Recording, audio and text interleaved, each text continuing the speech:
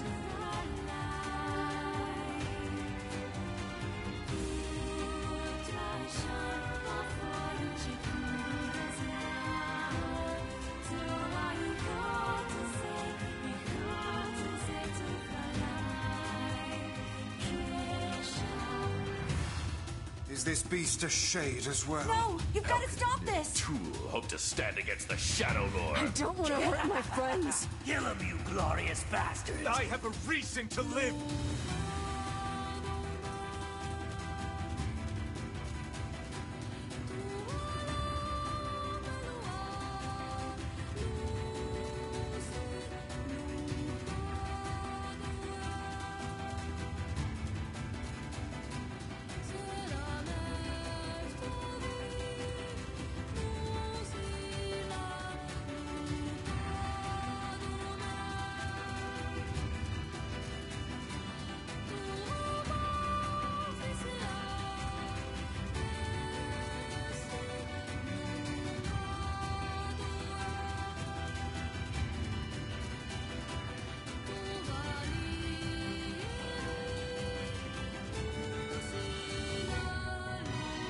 We're the same. Tools in the hands of a master. This ends here! Kaine! Our true memories are still there. How dare you ignore them? We were hoping to put it off for 100 years or so. I shall fight by their side, now and forever. I'm tired of this world, and everybody in it. Would all become his sword one last time. No! Kaine! I'm gonna save you! I swear it!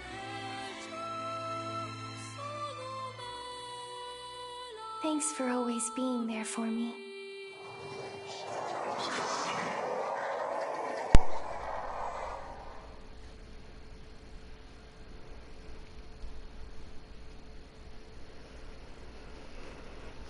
Alright, guys.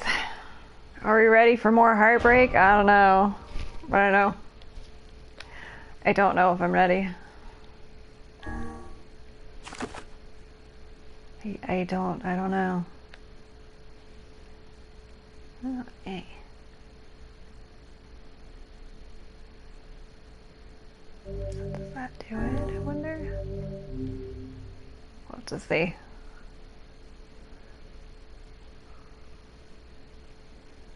Probably not. I probably have to new game it, question mark?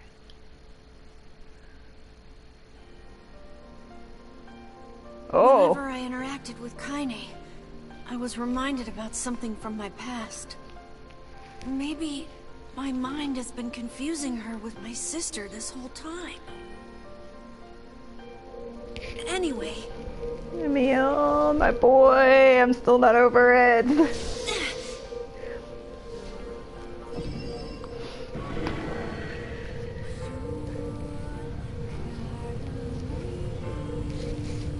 Kaine. Oh god, what a good group of characters. I'm still not okay. Ooh.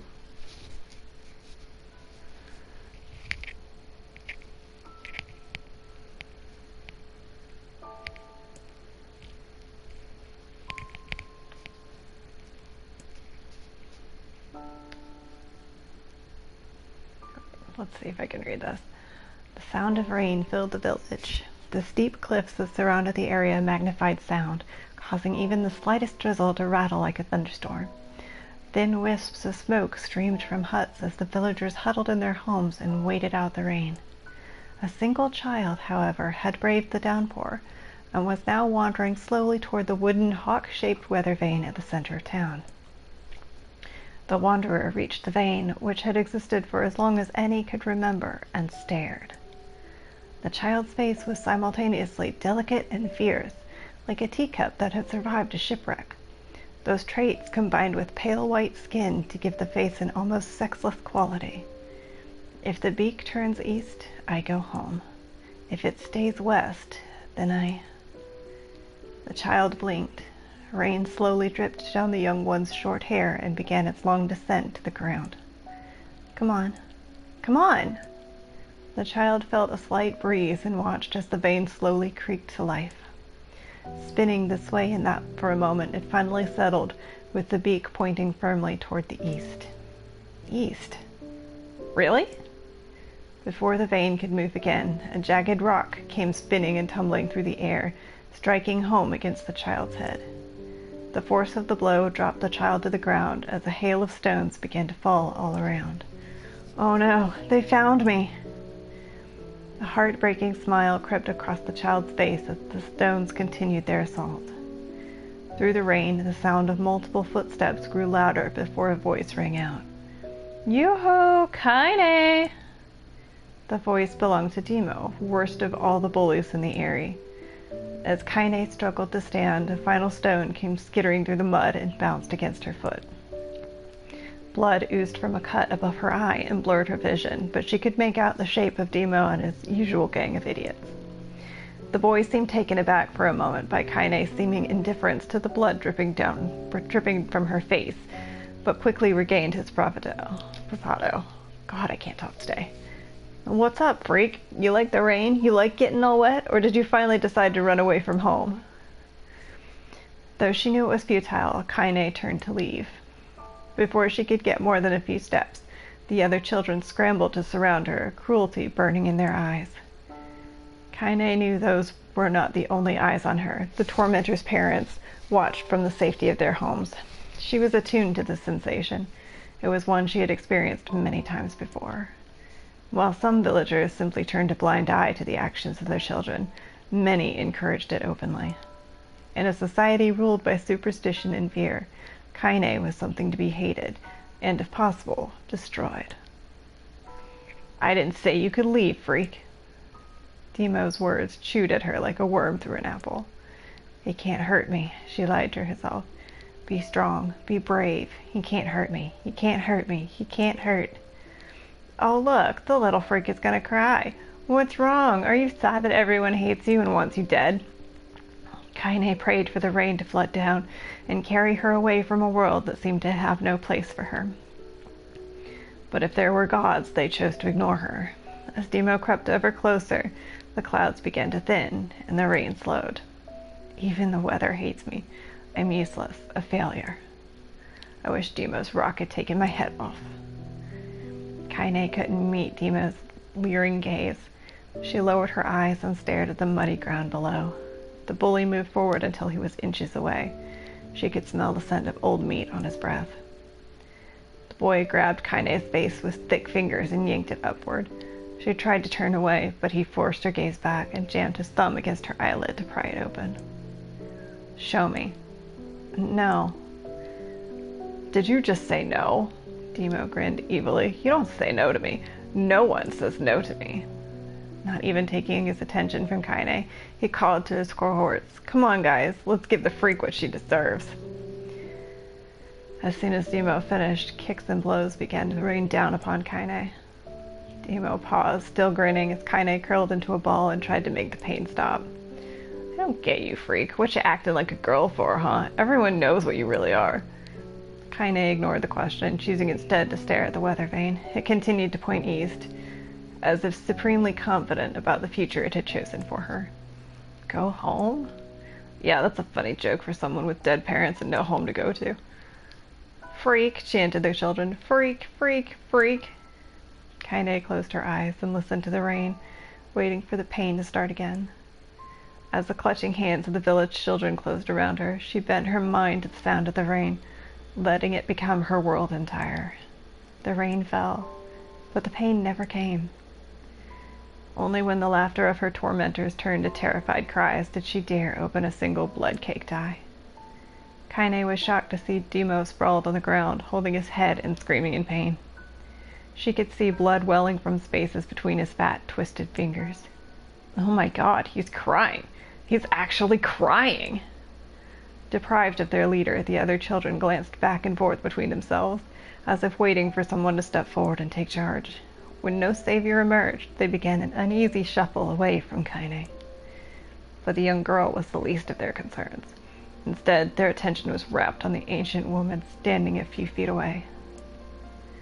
After struggling for breath for a moment, she finally spoke in a voice thick with rage. "Heart's like a bitch, don't it? Now I suggest you scatter before I throw another one. And if any of you little bastards ever touch my Kaine again, I'll do far worse than throw a rock. You can count on it."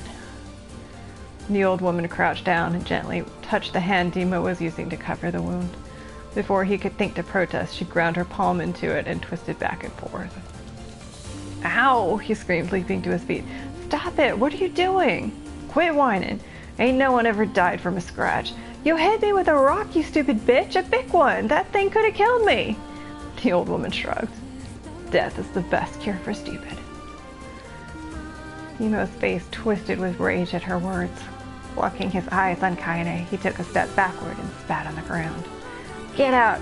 Leave this village! No one wants you here, either of you!" Seeing the old woman grab another stone, Demo and his companions turned tail and ran. As they fled, the old woman grabbed her side and barked out a single laugh. "Ha! Look at the fat boy go! Guess he's healthy enough to run from a fight." The woman's smile faded as she turned her attention to Kaine. Kneeling down, she removed her shawl and placed it around the young girl's shoulders, then produced a cloth from the folds of her dress and began blotting at the blood on her forehead. "Oh, Kaine," she said, "why didn't you fight back? You're stronger than that lot." The words of her grandmother stung Kaine, and she turned away. "Don't be nice to me," she said. "I don't deserve it. Nothing matters anymore." Her tears, held in check for so long, finally began to fall on the muddy ground below. "Everyone hates me. They think I cause bad things to happen. They think I'm a freak. I wish I was dead." As Kaine's tears turned to sobs, she felt her grandmother's hands on her shoulders. Despite her advanced age and diminutive size, she was a woman of surprising strength, and Kaine found herself unable to turn away. "Don't talk like that, girl. It's a river wide and deep that flows between the realms of this world and the next, and it grants no mercy to any that attempt the crossing. You got a duty to fight until your last breath. Understand?" The old woman tightened her grip and tried to still the tremor in her voice. "You know the pain of losing someone close to you, Kaine. You know because you survived it." As the words hit home, Kaine was struck by the force of her love for the old woman. As a young child, she didn't even know of her grandmother, but when her parents died, the woman quickly accepted her as her own. Grandma, as Kaine called her, was cunning, vulgar, and quick to violence, and their first few years together had not been easy. But with each year that passed, Kaine and her grandmother had grown closer. However, it was only now, sitting in the mud with tears and blood caking her face, that Kaine truly understood the depths of her affection. Here was a woman who had seen hard times, who had seen death, who had fought through all these things and somehow emerged on the other side. If anyone could understand Kaine's pain and loneliness, it was her. "Do I make you sick, Grandma?" "Of course not. Don't be an ass." Kaine drew her grandmother's moth-eaten shawl around her body and shuddered. "My body, it's not normal. If I was normal, then Mom and Dad wouldn't—" "Hush," interrupted Grandma. "I'll not hear another word of this nonsense. You're my granddaughter, and I love you, and if folks have a problem with that, they can just go to hell." With that, the old woman reached out and placed a wreath of dried flowers in Kaine's hair. The skill it took to bend the flowers without breaking the stems or losing a single petal was remarkable, and the beauty of it made Kaine want to cry all over again. "Oh my gosh, these are lunar tears. Grandma, you made this for me?" Lunar tears were legendary flowers. Most people could live their entire lives without ever seeing one, and yet her grandmother had somehow collected a dozen or more. Kaine reached up and touched the wreath as if she couldn't believe it was real. "Where did you find these?" Just stumbled on him while I was out doing the shopping. The old woman turned away as she spoke, leading Kaine to suspect that the search had been more difficult than she was letting on. The pains she took to construct the ornament, let alone track down the flowers used in its construction, made Kaine's heart hurt. She reached up and gently adjusted the wreath, admiring the way it felt between her fingers. "Didn't quite turn out right," said her grandmother as she squinted at it. "These old hands have trouble with delicate work, and it sure looks good on a pretty girl like you." Kaine blushed and turned away. You think I'm pretty? Of course you are. What a fool thing to say." "Thank you, Grandma." Her grandmother smiled. "We're gonna be fine, you and me," she said. "Long as we got each other, we'll be just fine." Kaine took her grandmother's hand in hers, and the two of them struggled to their feet. As they began the long walk home, Kaine gripped the hand with all her might, as if trying to stop smoke from drifting away on the wind. The rain had stopped.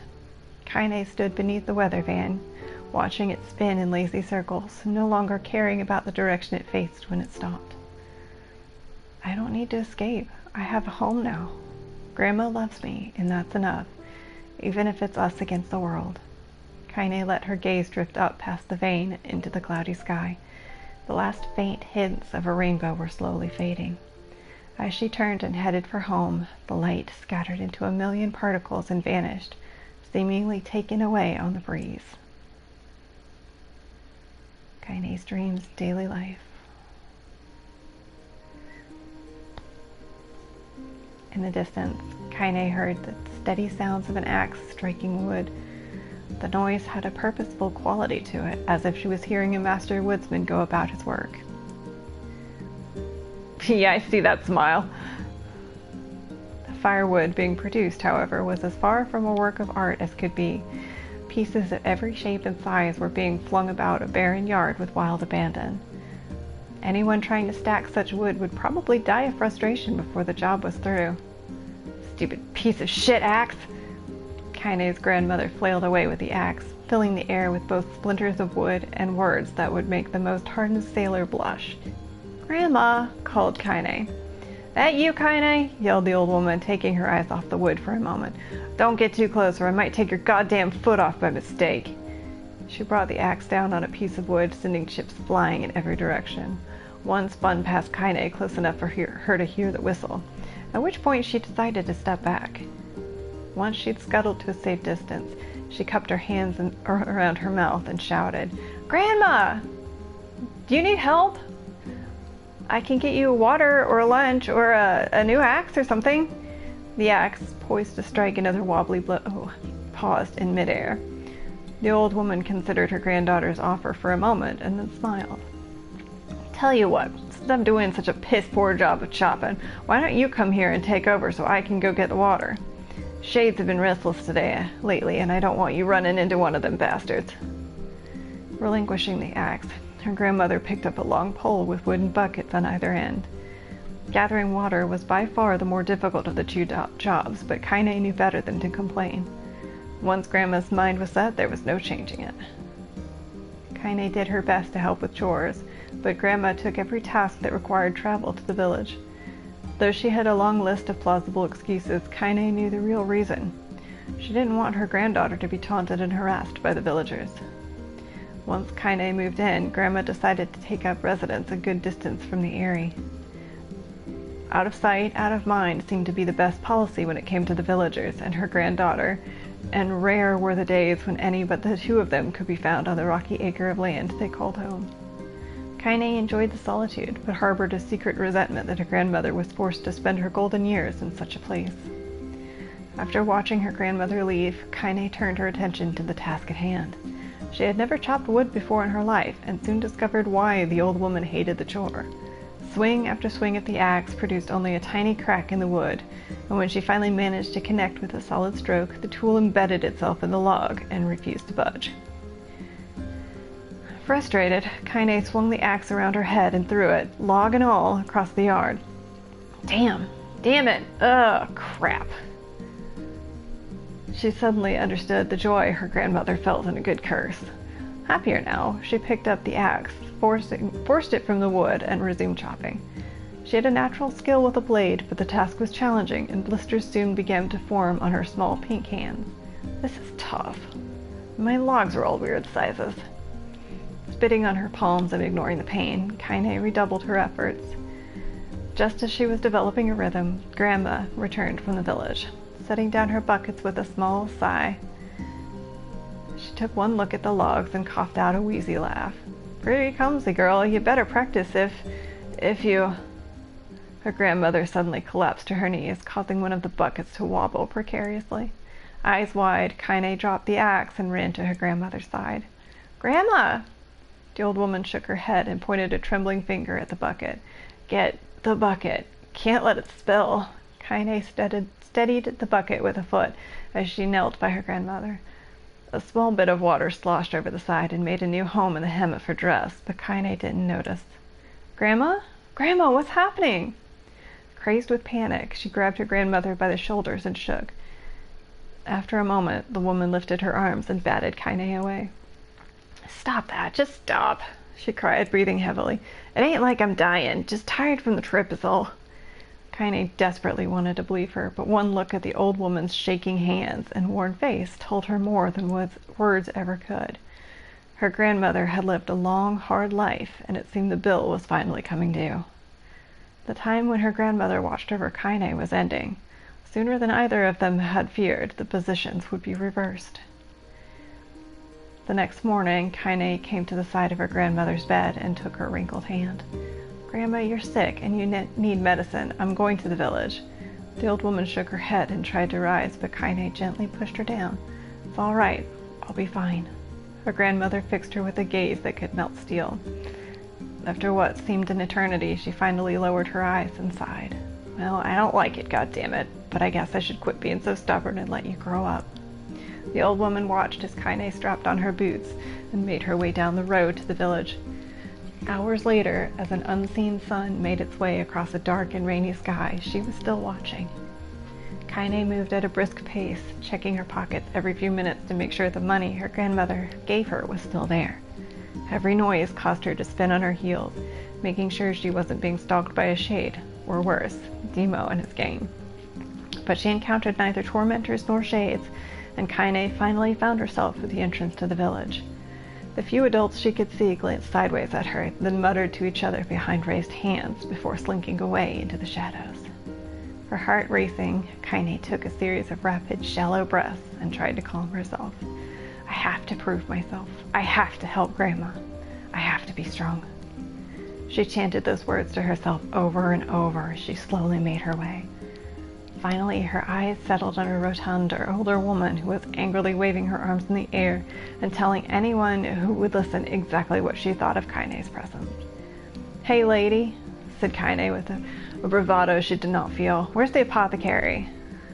The woman's flabby cheeks shook in bewildered anger. "How dare this thing speak to me?" they seemed to say. But Kaine saw that her eyes held a different emotion. Fear. "Yeah, we're both scared, lady. Trust me on this one." "Which way?" Kaine repeated. The woman pointed at a small building to her right before hitching up her dress and stumbling off in the other direction. Kaine cringed, expecting a stone to come flying from the assembled crowd, but none came. Her mind was filled with a strange sense of pride as she made her way to the apothecary. But the new emotion had little time to take root, for as soon as she opened the door, she noticed a familiar customer at the counter. It was Demo. He'd clearly been sent here on some kind of family errand, because his gang of followers was nowhere to be found. "Oh my god," he sputtered.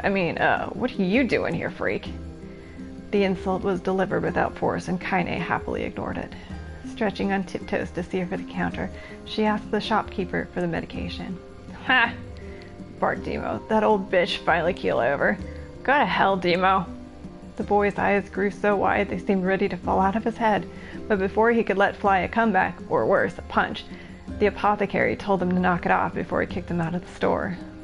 Demo slunk out of the shop, cursing Kaine under his breath. Once he was gone, she allowed herself to breathe once more, taking a brief tour of the shop while the owner prepared her medication. Countless tiny bottles filled the cramped store, each with a label written in some indecipherable language. An ocean of aromas assaulted her nose.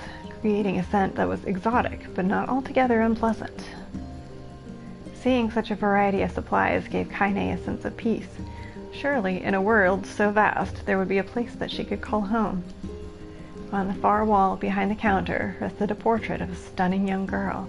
The picture had once contained bright, vibrant colors, but time had worked its cruel magic, and they were beginning to fade.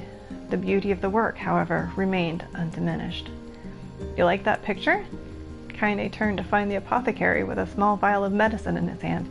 His eyes were gentle but sad, and they seemed to stare through her and into nothing as he spoke.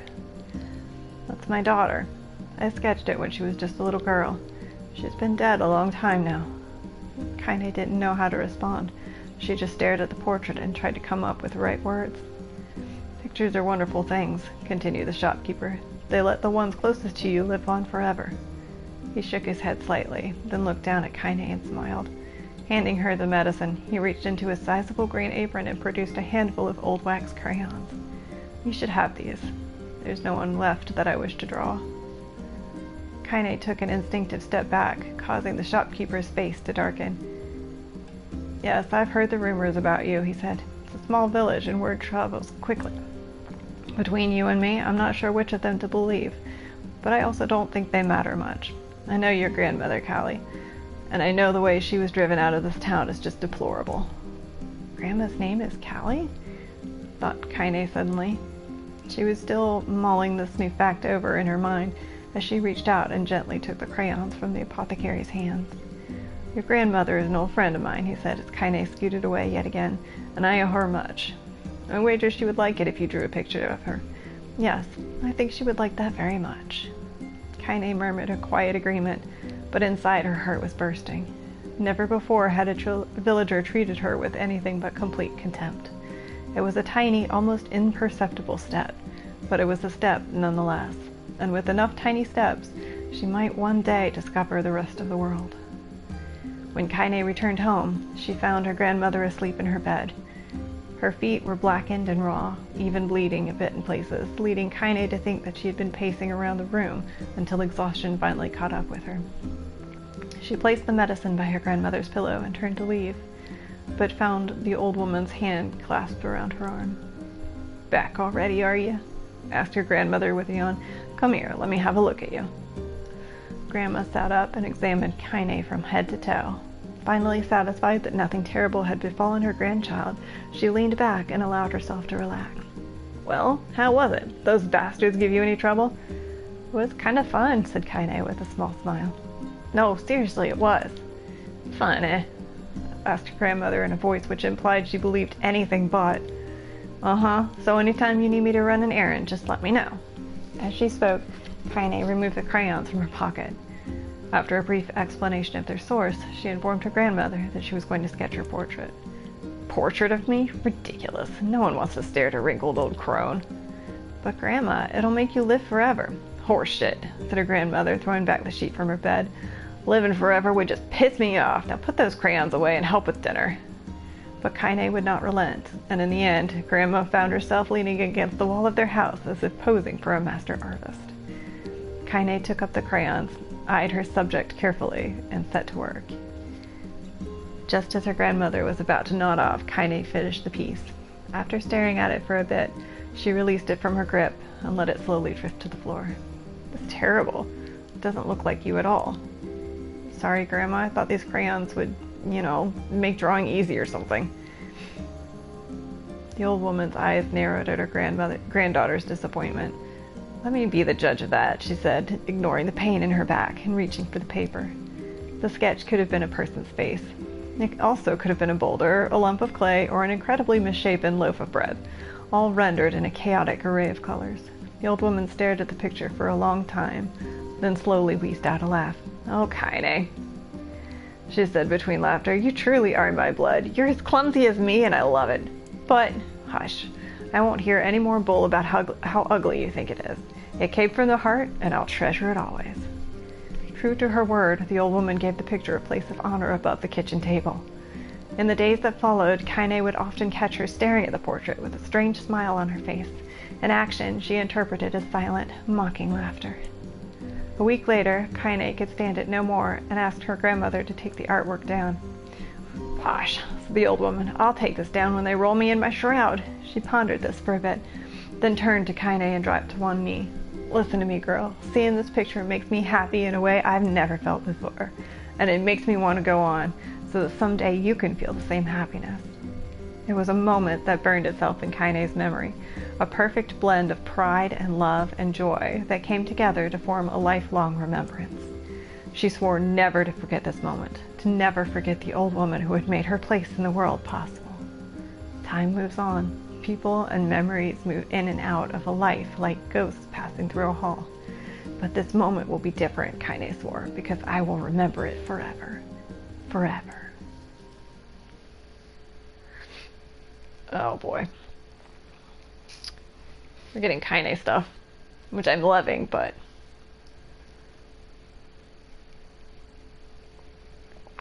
meanwhile my throat's dying. I'm gonna drink some tea in between these.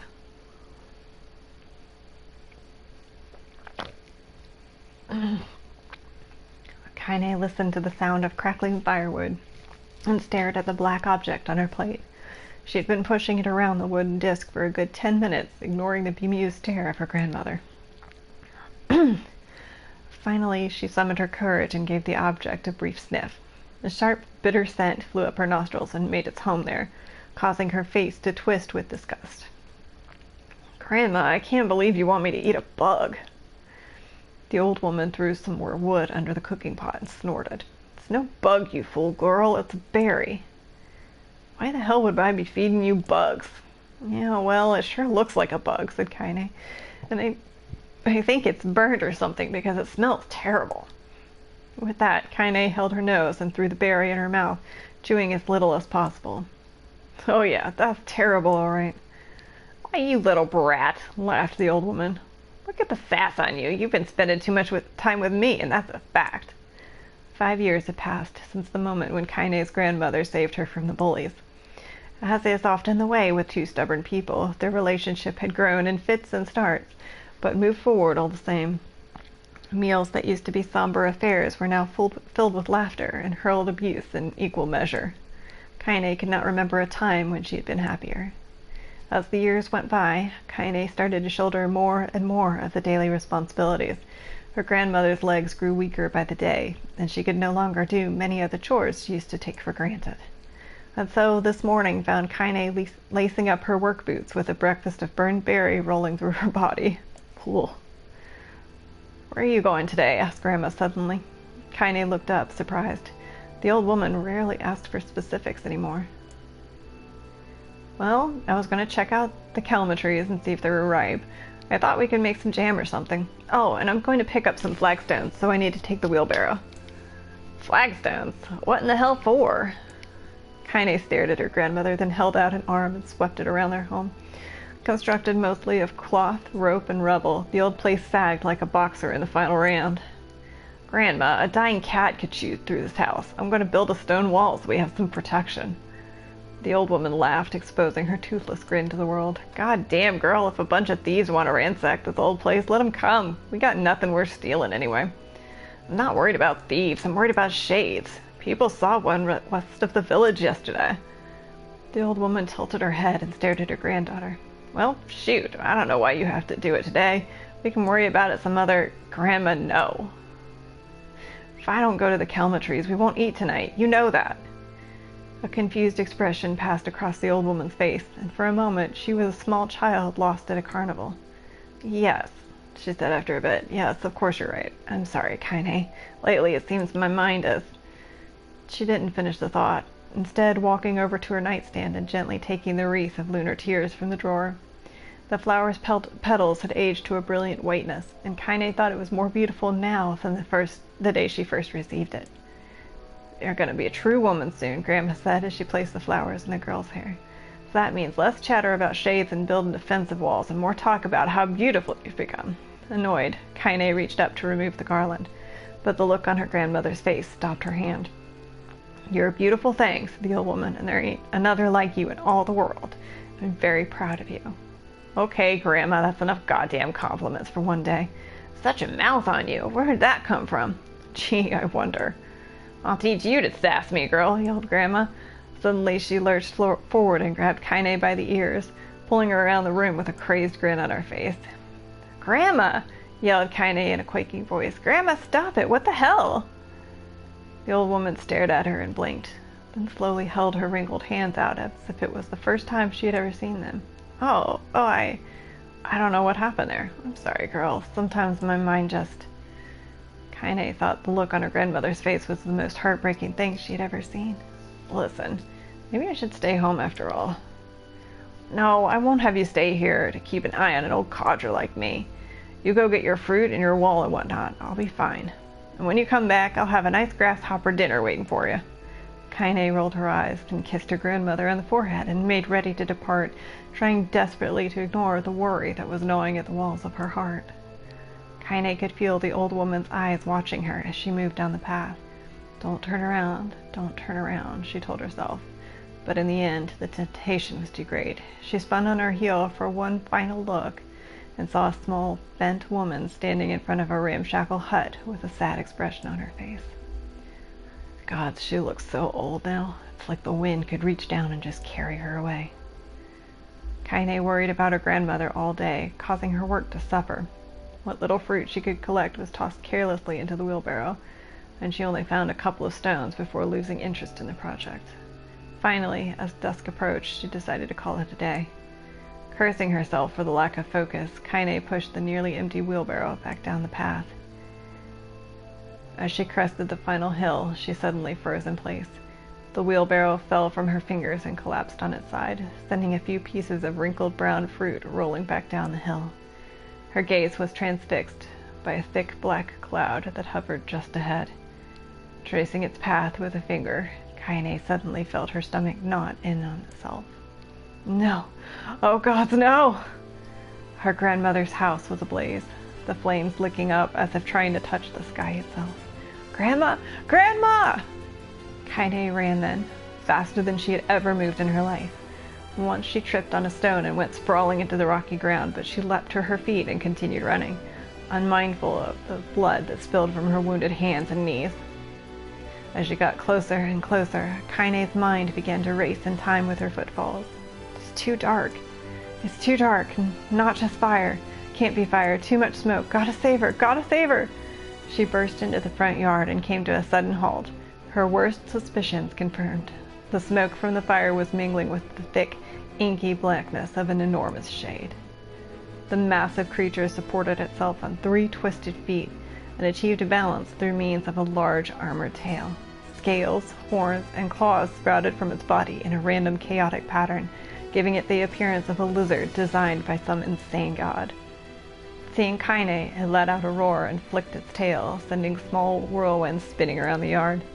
For a moment, the creature retreated into a shimmering, inky blackness, as if her mind was unable to comprehend that such a thing could actually exist. But then the smell hit her, a blend of rotted meat and excrement, and the horror became real once more. The creature bellowed again, and this time Kaine responded with a scream of her own. "All right, you bastard," she thought as her scream echoed off the high cliffs around them. "It's you or me, let's go!" The shade eyed Kaine with bemused interest. Then it began looking from her to the house and back again, as if urging her to look at the destruction it had so gleefully wrought. With dread building in her heart, Kaine glanced toward the house. Through the smoke and flames, she spotted a small figure struggling to escape the ruins. "Grandma!" At the sound of her voice, the old woman began waving frantically. "She's alive!" thought Kaine. "She's alive!" Kaine's legs sprang to life as she raced across the yard toward the flaming wreckage of the house. Before she could advance more than a few steps, the shade opened its mouth and let out a roar powerful enough to uproot trees and send them flying. The blast sent Kaine tumbling through the air before smashing her against the rocky earth. Stars danced in front of her eyes as she tried to remember how her legs worked. "Get up! Get up! Get up! Get up! Get up! Get up! Now!" As Kaine struggled to her feet, the shade stomped toward the house and pinned her grandmother to the ground with the tip of a claw. The old woman struggled to move the claw from her stomach, but she might well have been pushing a mountain. She coughed briefly, sending a small spray of blood into the air, then collapsed to the ground, her energy spent. Kaine lurched to her feet only to fall back to earth with a gasp. Her ankles were on fire. One or both of them were surely broken. Ignoring the pain that screamed through her body, she began dragging herself across the ground, leaving a drunken trail of dust and blood in her wake. "Grandma, hold on, just a little longer." Her grandmother's face was turning blue, her eyes rolling back until only the whites were exposed. Kaine pulled herself across the ground with maddening slowness, the distance seeming to increase with every second that passed.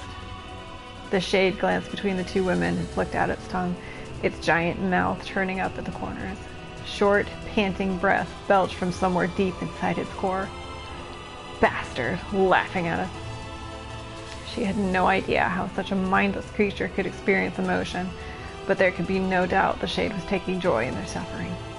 "Yeah, I see your plan." The shade moved its claws slightly, allowing Grandma to breathe again. It was clearly keeping her alive only to snuff out her life when Kaine was close enough to touch her. "I'm gonna kill this bastard." Summoning all her strength, Kaine rose to her feet. There was a sickening snap from her right ankle as the foot twisted backward, but she forced it from her mind and began to hobble toward the monster. Pulling a small knife from the pouch at her waist, she leapt on the foot that pinned her grandmother and plunged the weapon deep.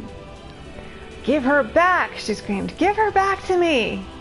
It was like stabbing a rock. After a few swipes, the knife broke at the hilt with a dull snap.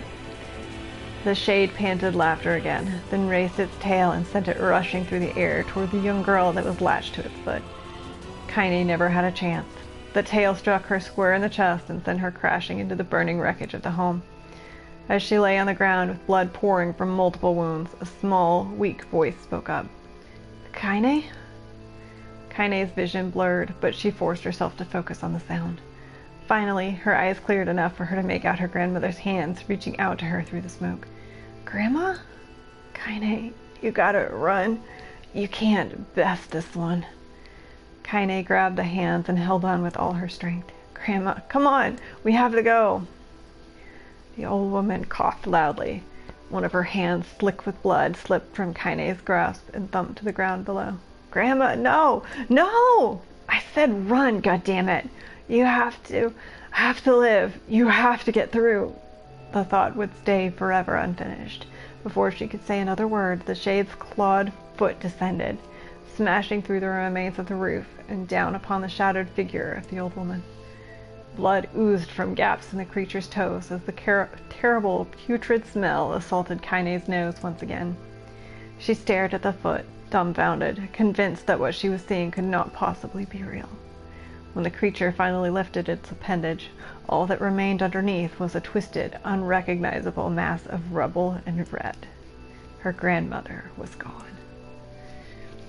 Kaine blinked, trying to feel the hands which had been in hers just a moment before. For a fleeting instant, she could remember the warmth of that embrace, the trembling of the fingers, but then the sensation drifted away on the breeze and was gone. Memories flashed through Kaine's mind, one after the other, faster and faster, until they became a meaningless jangle of noise. Kaine screamed then, a thunderous sound that echoed off the cliffs and seemed to roll away forever. The shade eased forward, black ichor pouring from its mouth and dissolving it to smoke on the ground below. The earth shook with every step as it crept toward its prey. Kaine's body slowly rose, as if controlled by a mad puppet master. Her arms and legs were bent at impossible angles, her head lolled dangerously to the side, and yet somehow she managed to stand. Staring at the shade, her eyes began to glow with a deep red fire. A creature, so confident just moments before, took a slow, hesitant step backward, trying to discern if this broken human could possibly pose a threat. Kaine seized the moment. Laughing like a madwoman, she leapt into the air and plunged the shattered hilt of her knife deep into the leg of the shade. The shade shook Kaine off like a fly, sending her crashing to the earth once again. Her chest rose and fell slowly, as if a great weight were resting on it. Moist sounds of pain echoed through her mind. Something warm and thick oozed from her ears. Is that blood? I think it is. I think I'm bleeding to death. No, can't die. Grandma told me to live. Deep inside Kaine's mind, something finally broke. The sound, the pain, the smoke and flames, All of it faded away until all that remained was a single incantation repeated over and over again. Kill it! Kill it! Kill it! Kill it! Kill it! Kill it! Kill it! Kill it! Kill it now! As the spark that was Kaine slowly began to flicker and die, she felt her desire to kill and her desire to live blend into one. The distance between heartbeats grew longer and longer and longer.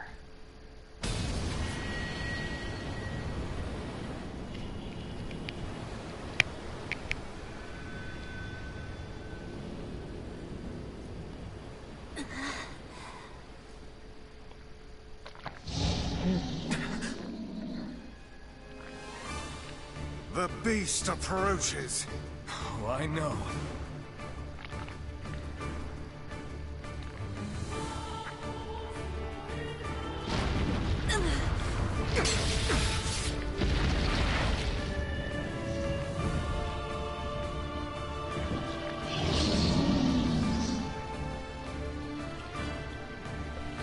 Okay, so this is really how it starts.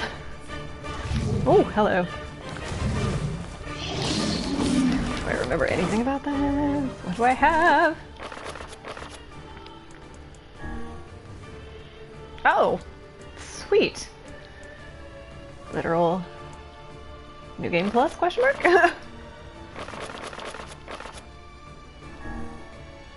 Nice, okay.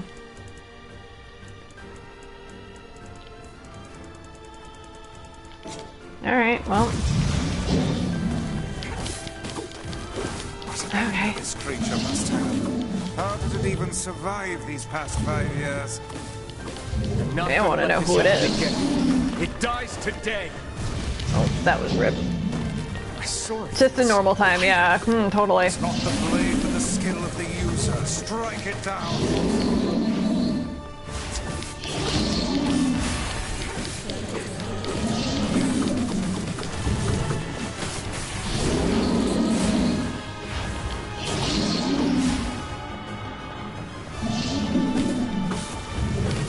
Okay, so serious questions, you see, if you remember.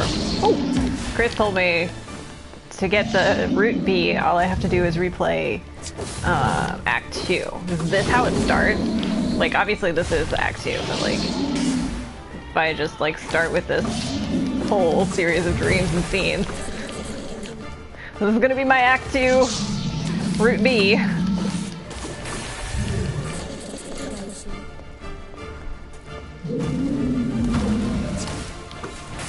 Hi, buddy. I have no idea. I'm like not. I'm trying not to like spoil myself too badly for everything, but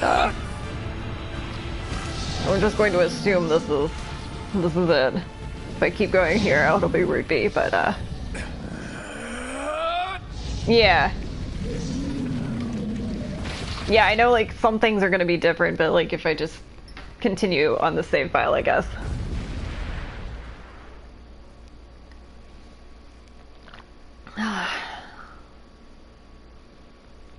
Like I didn't have to like New Game Plus or something. It just I clicked the clear data basically and was like, I don't know if this will do anything, and suddenly here we are.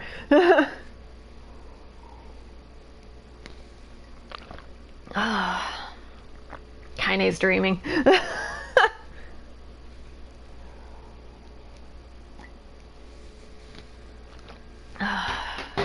Gently, weakly, softly.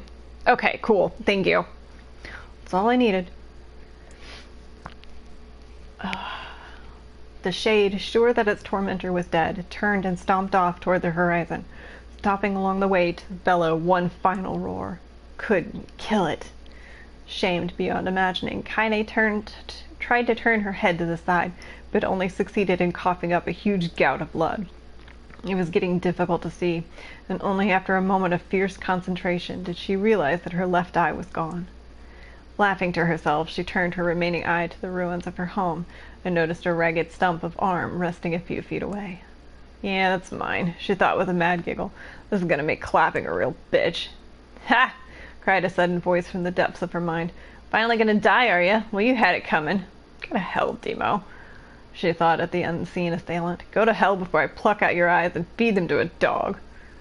The voice of her childhood terror evaporated into smoke, only to be replaced by another, more recent voice.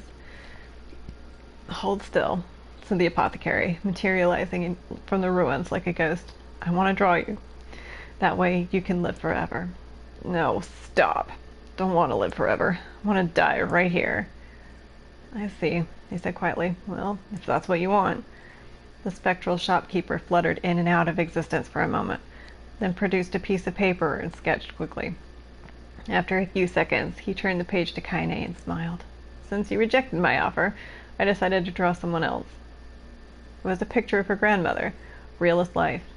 Kaine opened her mouth to thank the man, but stopped as the picture began to blacken in the middle. Before she could say anything, dozens of multi-legged insects began to swarm across the image, tearing at it with sharpened pincers. Stop! No! Don't hurt that picture! Kaine reached out with her remaining arm and waved futilely at the air. To her surprise, the insects fell off the picture into the ground below, where they vanished into tiny black tendrils of smoke. Relieved, Kaine turned her good eye back to the picture, only to open her mouth in a silent scream. The sketch now showed her grandmother she truly was, a smashed, unrecognizable lump of nothing. The apothecary smiled, then broke into a jolly dance. See that? He cried as he danced his jig. It's perfect now. She looks just like you. Ha-cha-cha-cha! I look like that? Oh, God. Oh, God, I'm gonna die. I'm gonna die.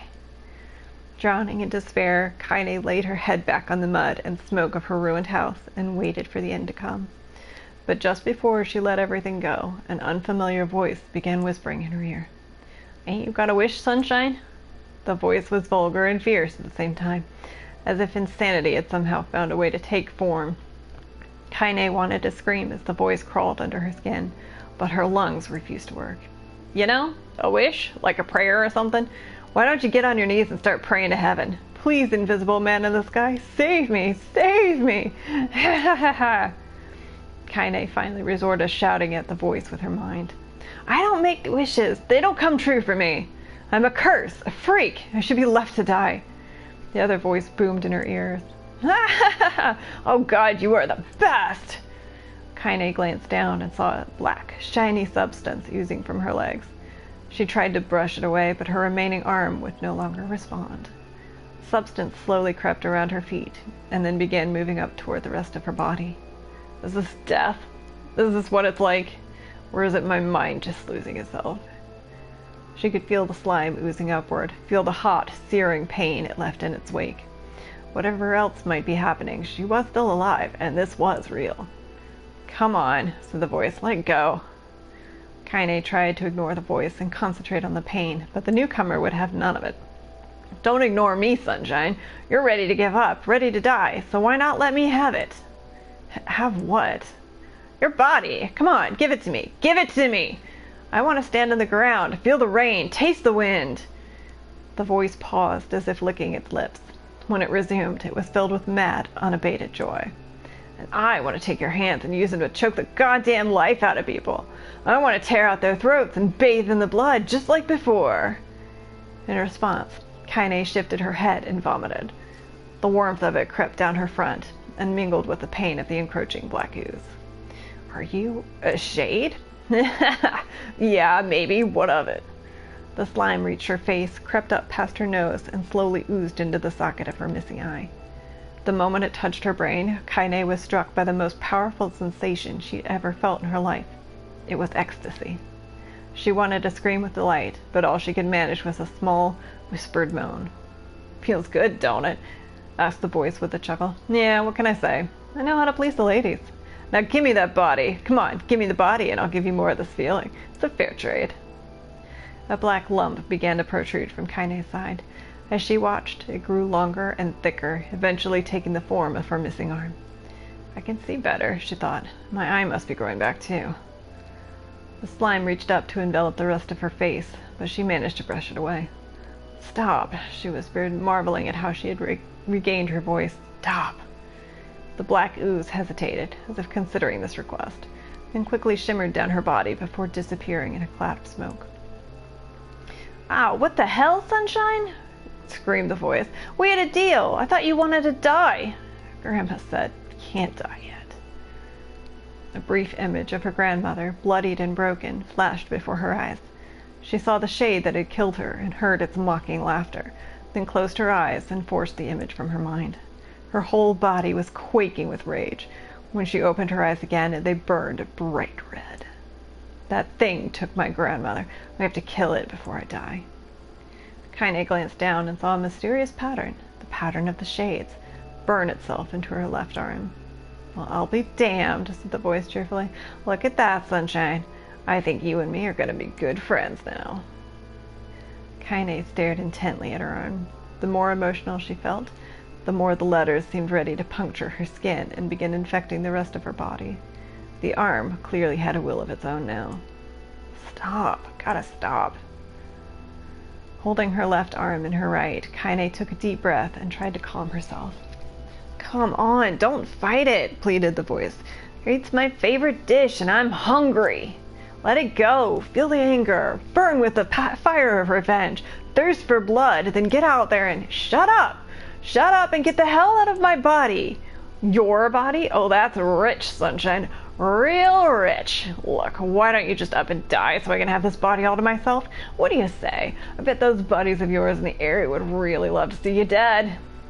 Kaine grabbed a nearby shard of glass and tried to saw off the shade-infected portion of her side.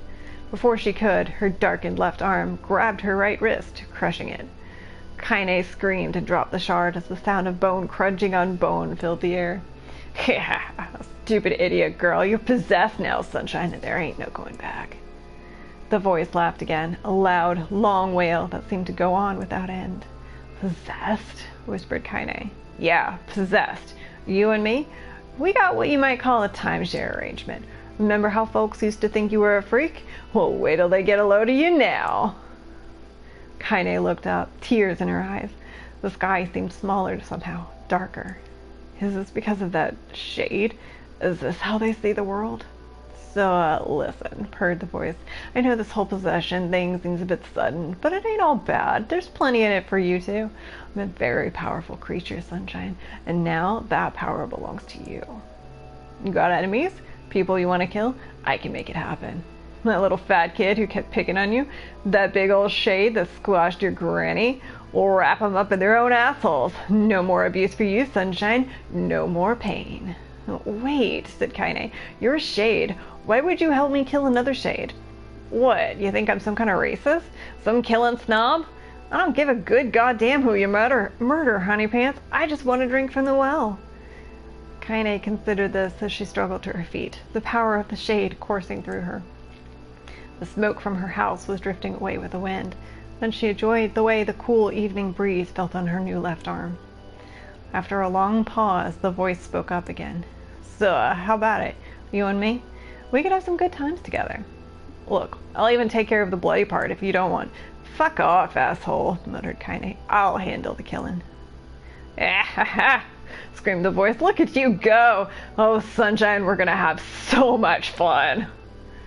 So listen, my name's Turan, and if you ever need me, I'll just be hanging out in this piece of meat you call a heart. Now get to it! The more you kill, the more your heart turns rotten and sour, and I like rotten and sour. Kaine found herself nodding to the voice. Yeah, she said, yeah, I think this can work. I'm gonna find that shade, and I'm gonna strangle it with its own guts. And when I'm done, I'm gonna do the same to you, Turan. Count on it. Ah! Laughed Turan. I'm shit bigger than you, so good luck with that. Oh, and hey, one more thing. Right now, you and me are sharing this body, but if you ever run out of hate, if you ever, go soft, then I'm gonna take over everything. So keep on killing, Sunshine, and watch your back. The voice grew fainter and gradually faded away, fading to somewhere deep inside Kaine herself. Kaine waited until she was sure the voice was gone, then waved her new left arm around a few times. It feels perfectly normal, she thought. It feels like mine. Desperately, she began poking and prodding at the new limb, determined to find something wrong with it.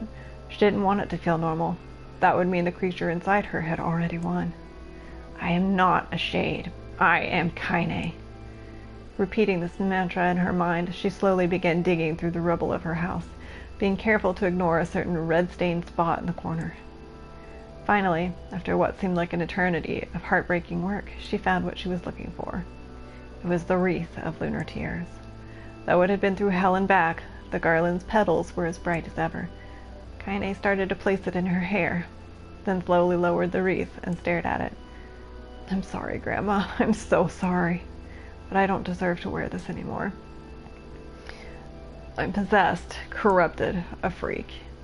And this time, I don't think there's any going back." Holding the flowers to her heart, Kaine fell to the ground and sobbed. As night gradually lightened to dawn, and the people of the Eyrie arose to their daily lives, she remained in that position, as if tears could somehow wash away the horror that now infected her world. Baby! Alive! Stay alive! Stay alive! Kaine needs like 20 million hugs. Kaine, you gotta live! You gotta come back to us! Kaine.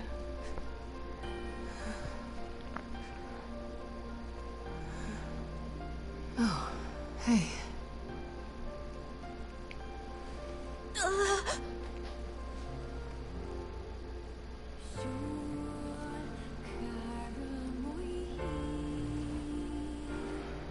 I love this scene so fucking much. It is so important for the both of them. Emil, you were the one calling me, weren't you? And in so many words she You says, still I understand. recognize me? You are safe with course. me. I knew you right away. Thank you, Kaine. Welcome back, Kaine. Wow, you grew up. So, how long has it been? 5 years.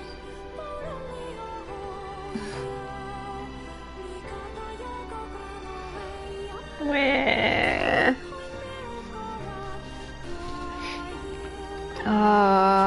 Wah. Shit. That's a long time. Any luck with Yona? We are still no closer to finding her. We need a way to locate the Shadow Lord. By the way, this is for you. Is that a lunar tear? And now that makes so much more sense and it hurts so much harder. It's not as good as your grandmother's, but I tried. No, it's great. Thank you. Oh. We care about you, Kaine. We all care about you. Kaine waking from her long petrified sleep. Emil's unflagging kindness. Our reunion was a happy one. We let it wash over us like rain. God, all the little That is, things. Until Devila and Popola had to go and ruin it all. I'm still salty at them for like Are everything. you kidding me? You can't be serious. I was salty at them for this, and then the end happened, and I was like, no, now I'm really salty. No, I'm real mad.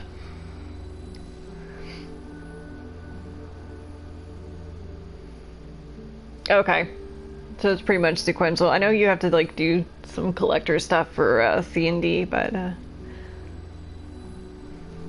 Please try to understand. that's good to know too, like sequential stuff.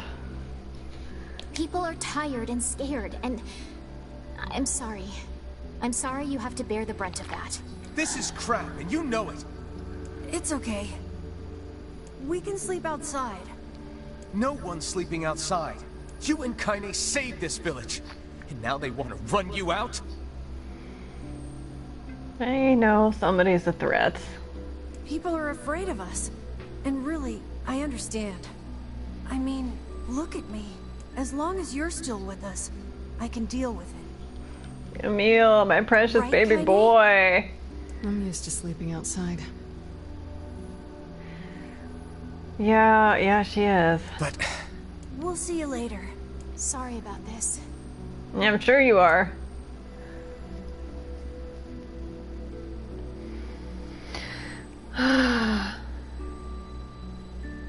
What is the matter? Kaine always sleeps outside. I never thought about that until just now. Never even occurred to me. Damn it. We should turn in.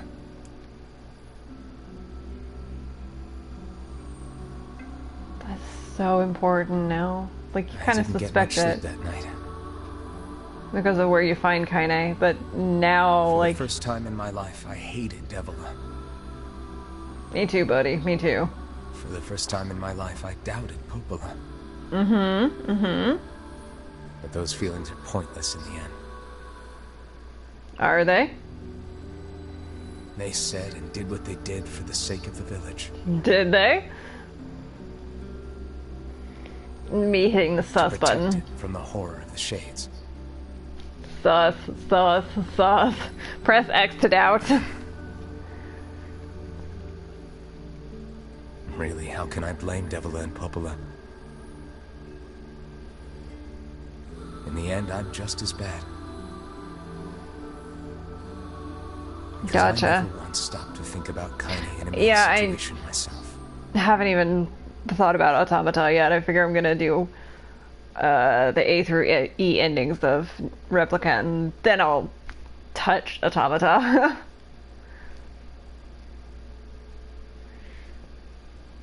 But that is also very good to know.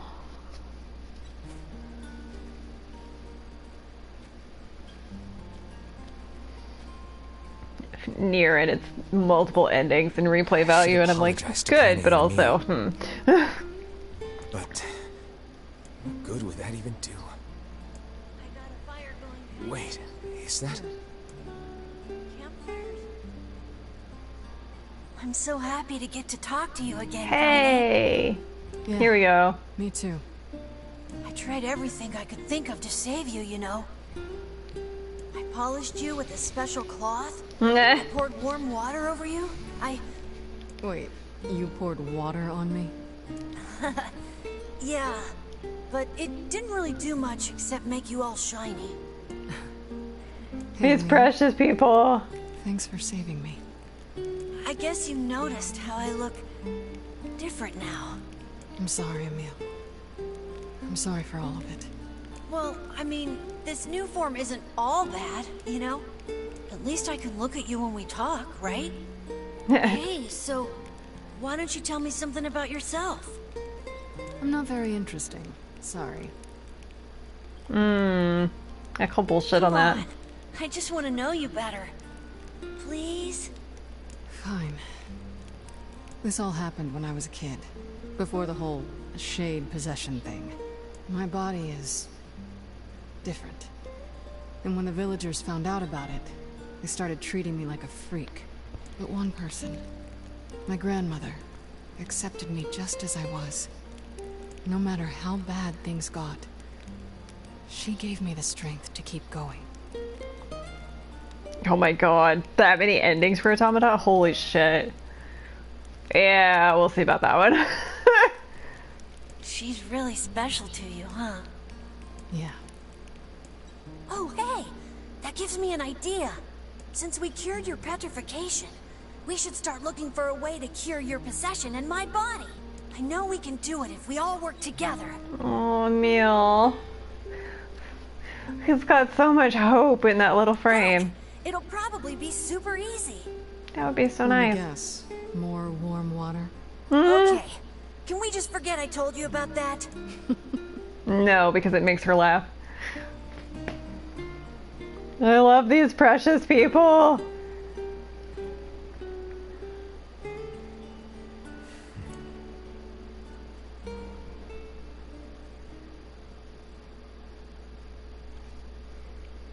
Aww. Yona.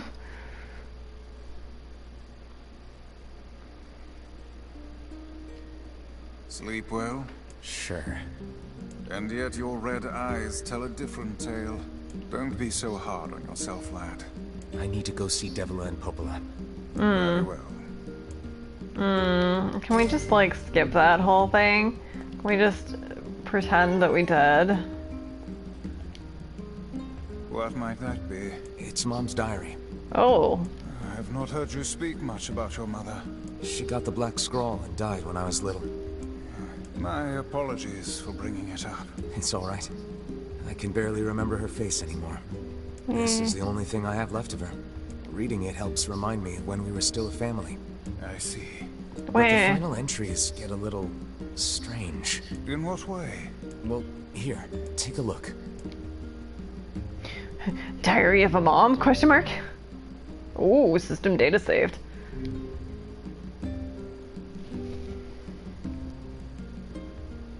Say there. Mm-hmm. Can you not hear me?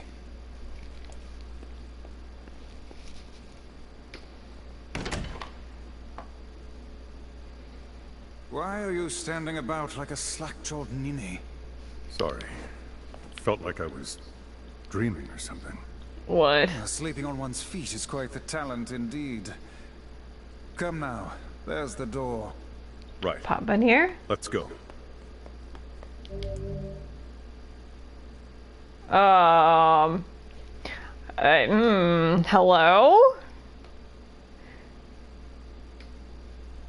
Well, that's, okay. I love that.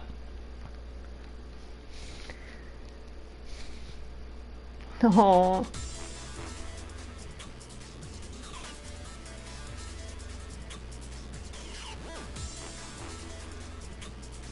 What?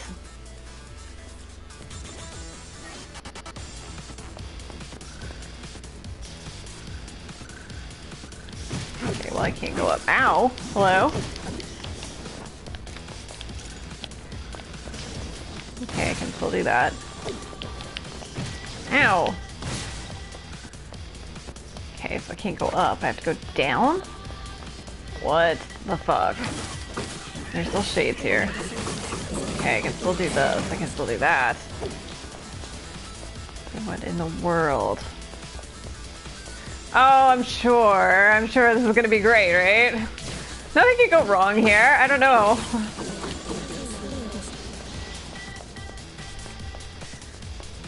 For every question answered, there's like 20 more that become unanswered. It's fine, right?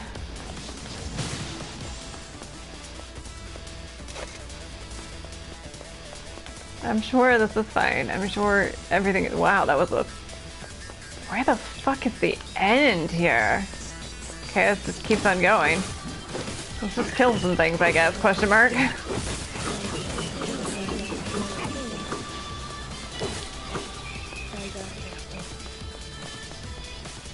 Some sort of remixed version of Emil's theme. What the fuck? I'm not ready for this, whatever it is. I'm not ready for anything. Die, bat.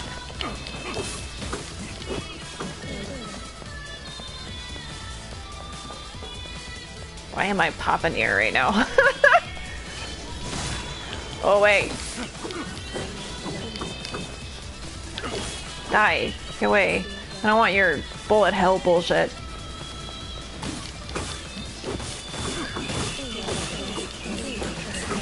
God.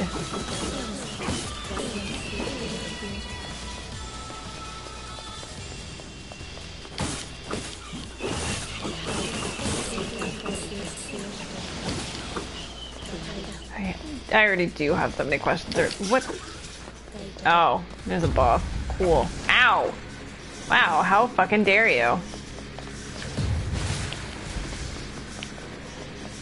Is there a ladder? Oh, there is a ladder. Okay, cool.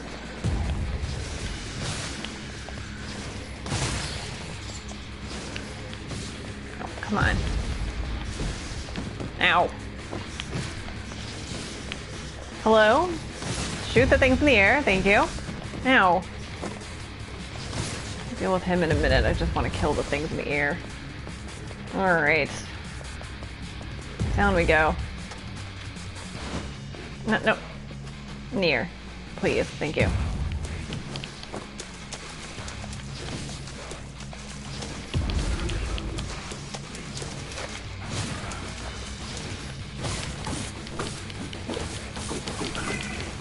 There we go.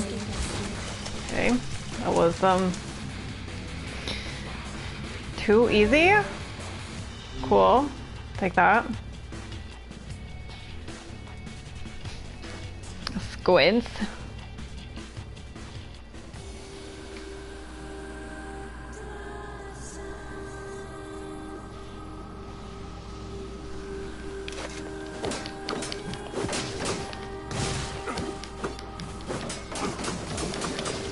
Why are we in front of the mansion?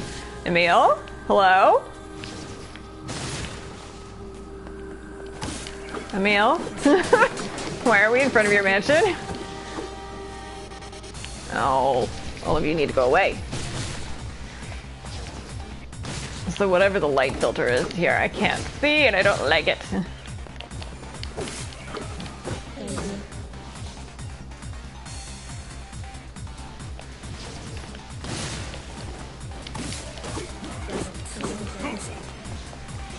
Die. Every last one of you needs to die. Whoa, hello.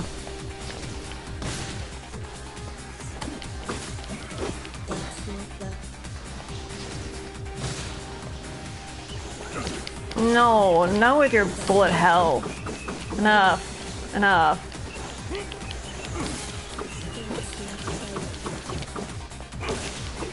Enough of your bullet hell, I say, as they continue to throw bullet hell at me.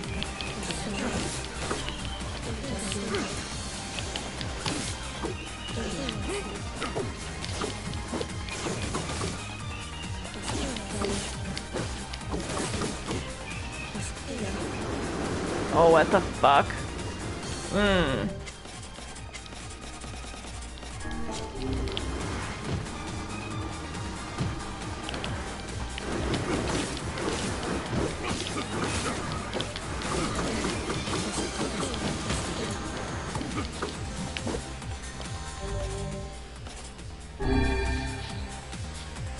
I wonder it gave me some of those.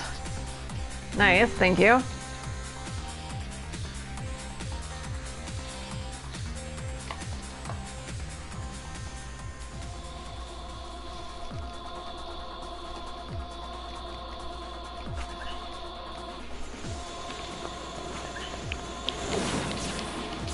Need to quit getting distracted in the middle of these.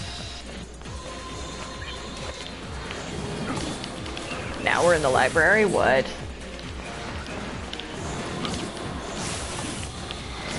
I do have a lot of questions, and I'm sure they're not going to get answered anytime soon. That's cool. I love it.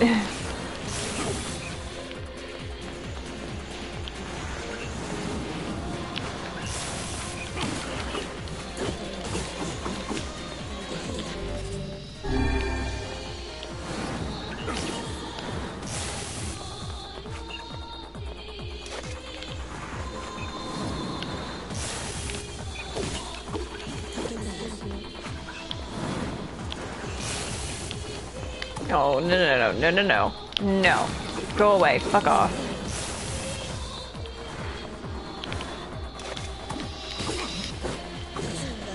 Freaking hate these guys.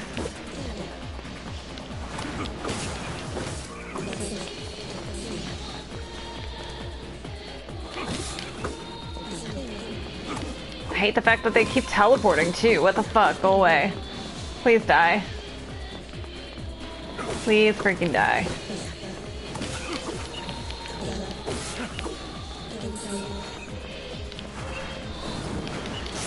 Go away. Please die. Please die. Please die. Just stop with your freaking bullet hell, I swear. There we go.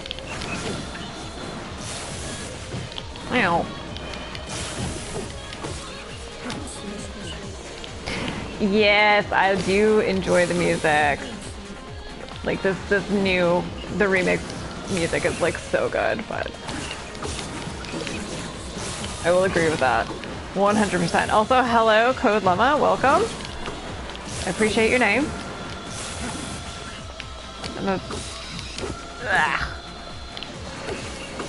Hello? Please die. So Emil is my boy, so...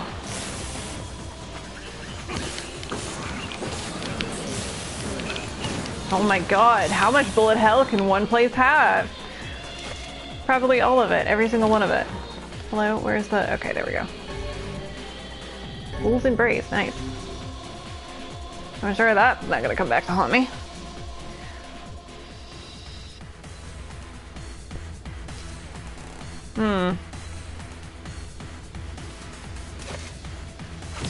Ow. Rude, how dare you stab me? I wasn't even ready. Ow. Bullet hell.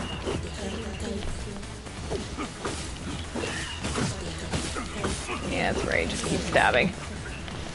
Keep stabbing. Whoa, hello, where'd you come from? Ow.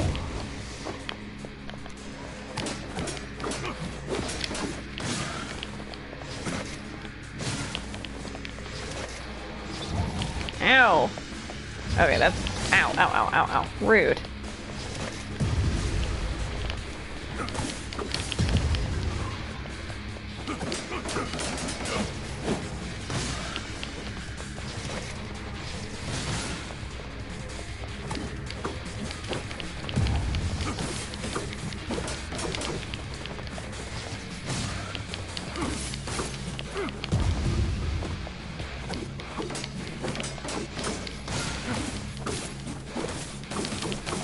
Ow, jump, please.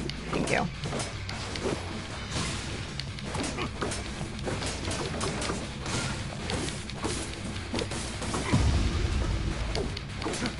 Now we're just gonna take these to the face. It's fine, I'm sure it's fine. I'm sure nothing bad can happen to me in here.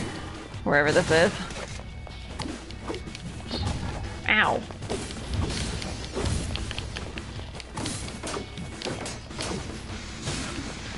Sure, this is fine. I'm sure everything is fine. There's nothing to worry about. Don't worry about it. Doors.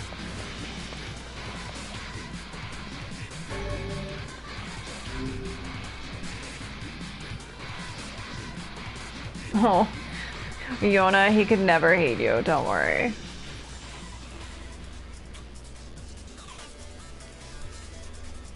Nothing to worry about at all. No, it's fine. My favorite camera angles.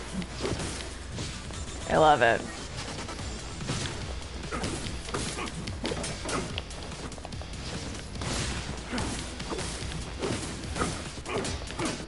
Oh, hey. Yes, please. Thank you. Appreciate you. Please die. Nope. Okay.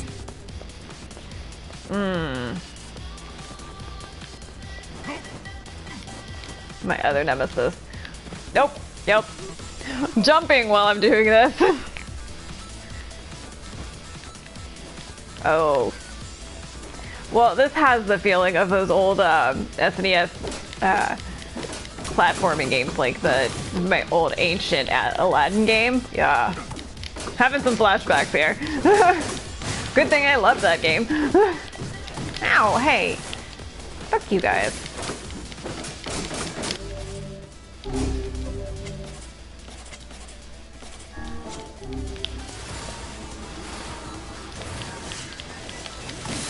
Yeah, yeah, come here, come here. Let's go.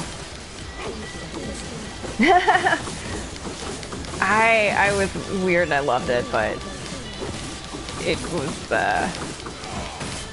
not the easiest. I'll tell you the one that really killed me was The Lion King. I sucked at that one. But those old, it has the old SNES platformer game feel to it right there. Ooh, don't die, please. Oh. Yeah, that one was awful. Nope, nope, right into the... You know, I never did play the Mega Man. I don't know why. I'm so good at this. Ooh, boy. Here we go. Oh, man. Nope, that's not what I wanted, but you know what? That's fine. That's fine. Come on, die.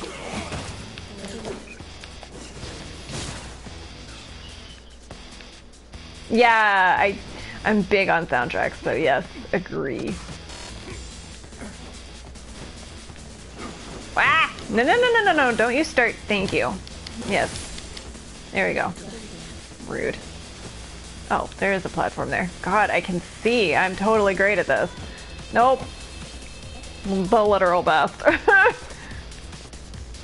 Oh, you can't run off? Okay, that's helpful. Nope. Zip over? Oh, my health is going down. Ah, there we go.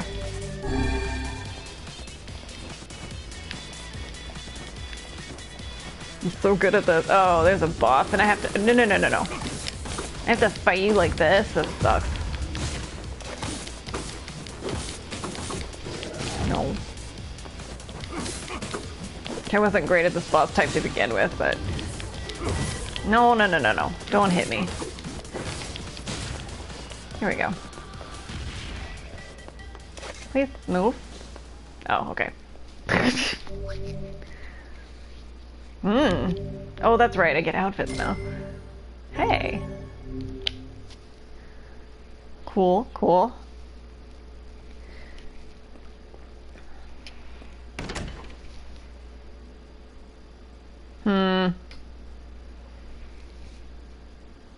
Oh, what?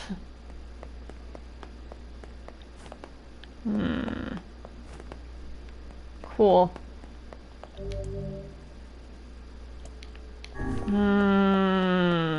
You're just gonna do that. Okay. Okay. This door has already been completed. Cool. I was gonna be like, it's just gonna make me choose? How do I tell? But cool. It actually tells you.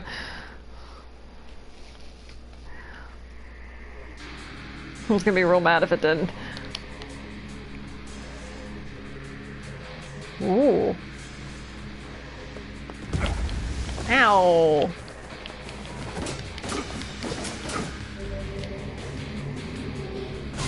Oh, come on.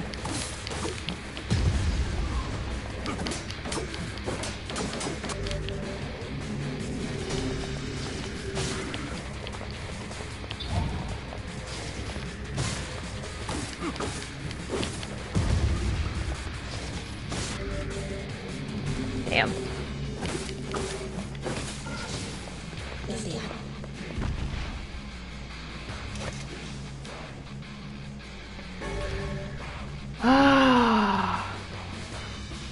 Well, if I wasn't already maxed out on medicinal herbs, they'd be like, hey.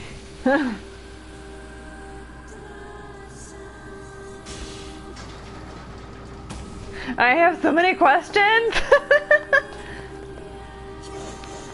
Oh, hello. What the fuck? Why are you here?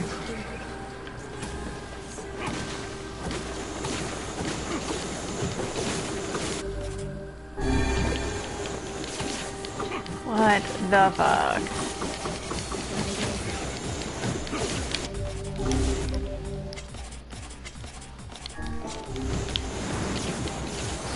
I'm real glad you can swap shit around in the middle of battle because that would suck otherwise. Is there anything else? No.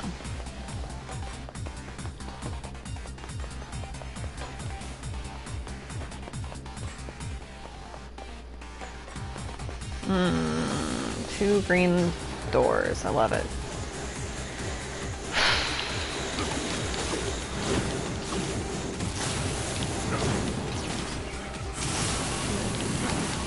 I miss Vice's banter though. I'm like, I have so many questions about why we're doing this, but, or what this even is, but I suppose I'll find out. Also, I miss Vice. I miss the banter. I miss Vice's banter.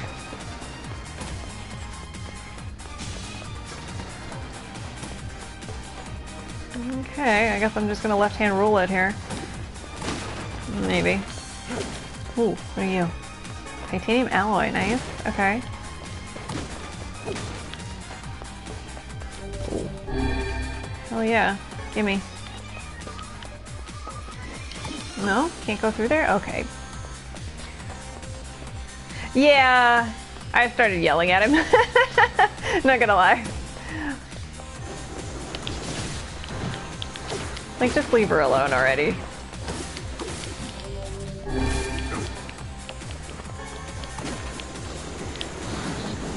Kaine's awesome, and yeah.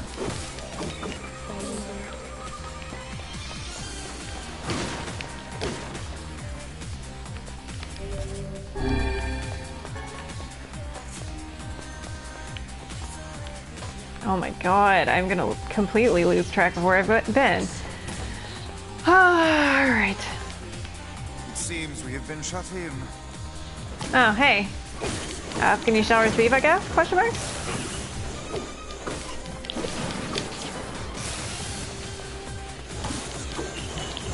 Okay, stop. Stop it. Stop it with your bullet hell.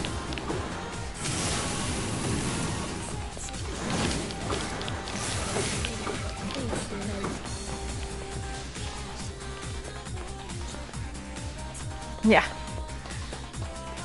Kaine deserves everything. She deserves to have her hot girl shit. She deserves to be the best. What the fuck? It seems we have... Yeah, I'm unsurprised. Why is the titanium alloy in here?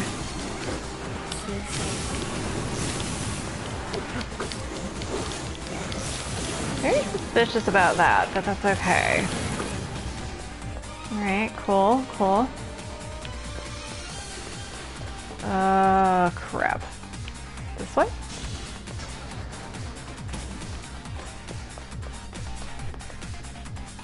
I want to say it's this way, but I've gotten myself totally turned around.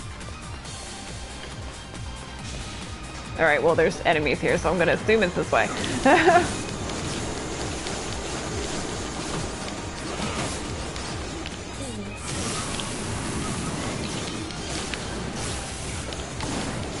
I'm usually like really good with directions and keeping myself straight, but yeah, I definitely was not paying attention and turned myself around like a dumbass.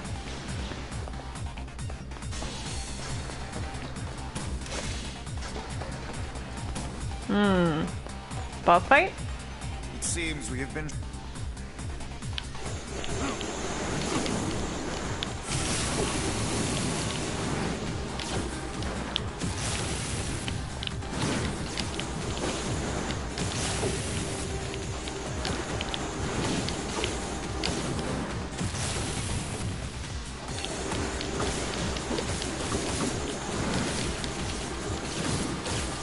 Power me up, baby, let's go!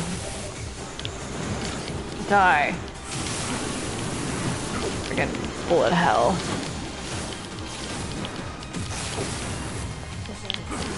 No.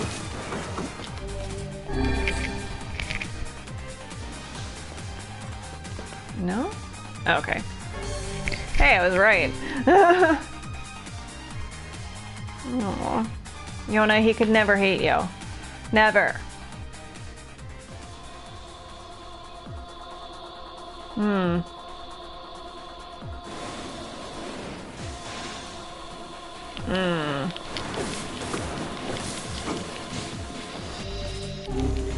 Whoop.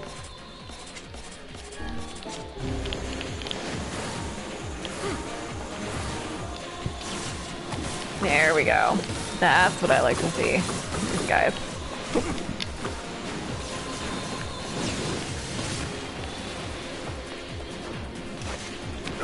I knew there were more of you. I knew there were going to be more of you. Couldn't be that easy, right?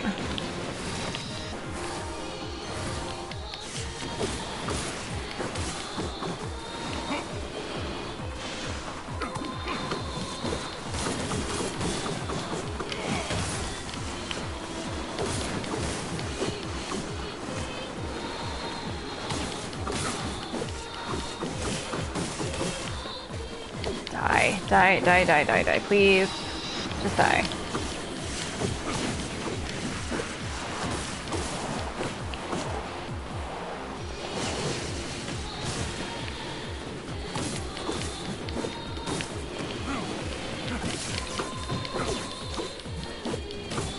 No, stop.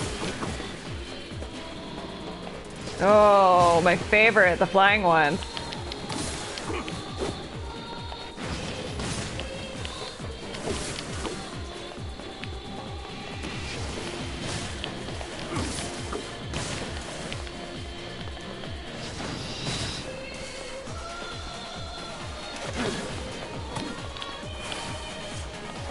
That's not what I wanted. That's what I wanted. Buttons. Buttons are hard. Oh my gosh. Okay, y'all need to stop spawning. Not like that.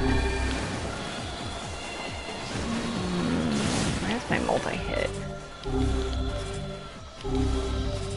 No, that's still not helpful. Nope. Okay. Nope, that's not what I wanted. That's what I wanted.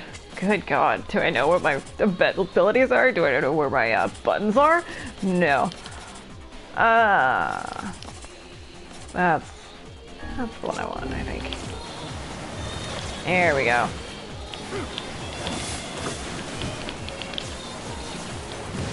I want you guys down out of the air.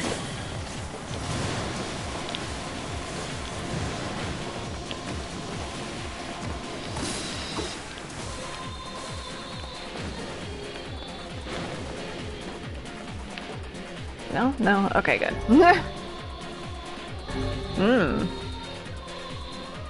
Fool's Lament. Interesting.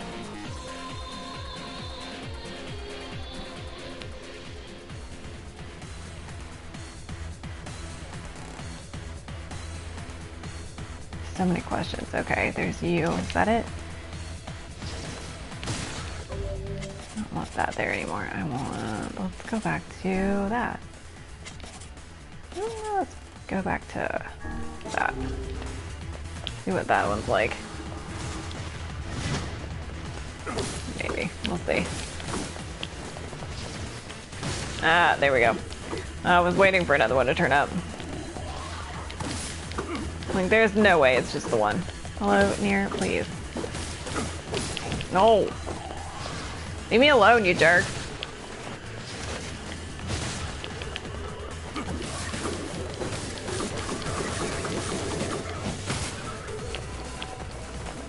Oh, that was nice. The grand timing there. Ew.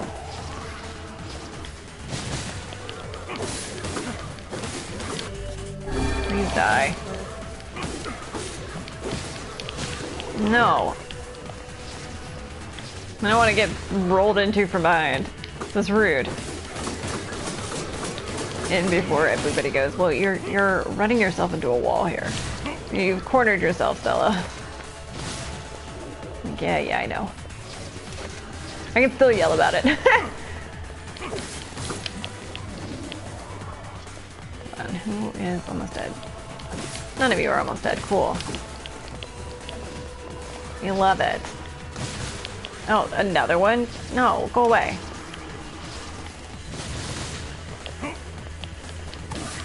These guys are so annoying because they can roll into me. I'm real bad at doing the reversal thing. Please go away.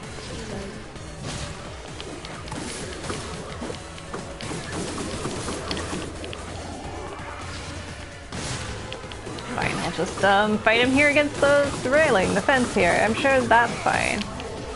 You know. Sure, that's fine, right?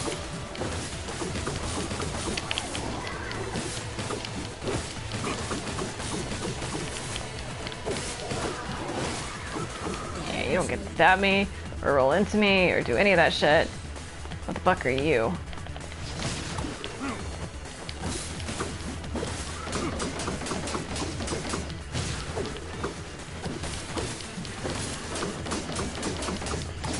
Please just die. Stop it with your armor. The armored ones are so annoying.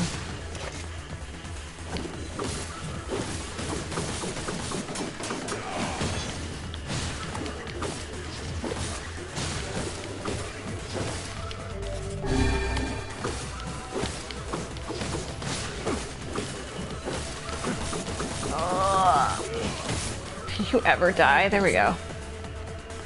Oh, hey. This one over here, too.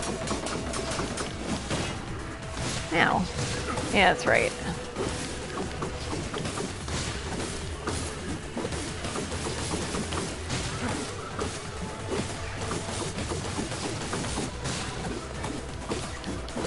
Go away. Die. Take your armor off and die.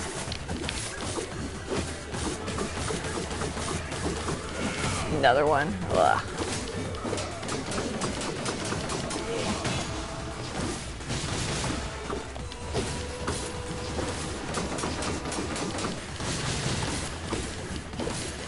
I'm just gonna keep stabbing him and hoping the spikes work. So annoying. Die already.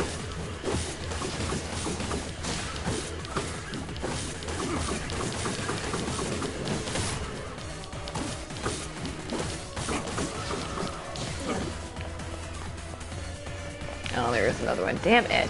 I was just about to be anybody else, and then turned around and there's this guy. And then there's this asshole. And another one over there. Cool. Yeah, I got my eye on you, buddy. If I'm lucky, I'll hit 2 of them at once. That'd be nice. No. Yeah, that's right.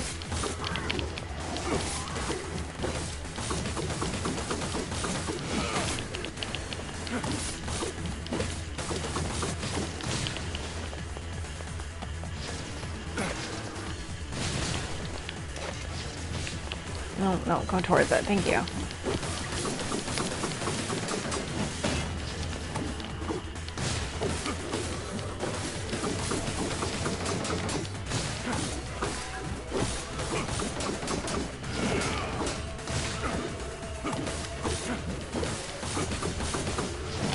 No. None of that shit. None of that shit. I just want you dead. Thank you. Alright, next. Next. No? No? Sweet. Cool. Oh. Oh. You know, with the little chick? That sounds adorable. Hmm.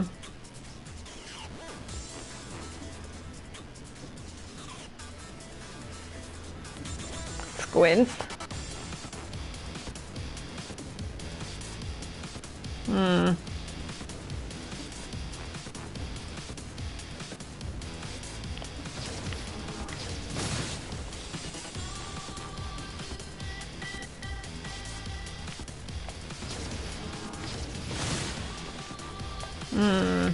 My favorite thing.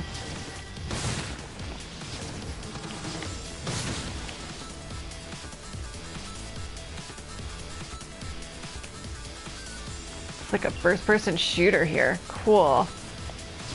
Hate those two.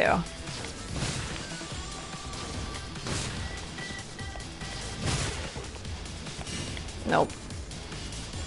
Rip.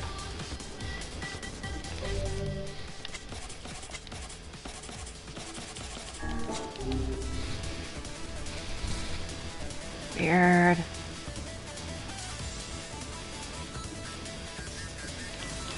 No, fuck off. Yeah, that's right, Bat.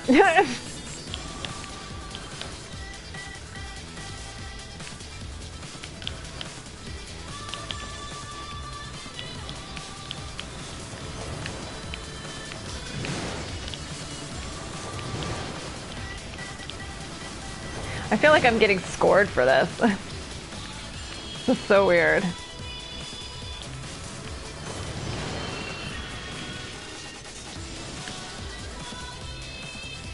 It's like one of those Disney rides or something.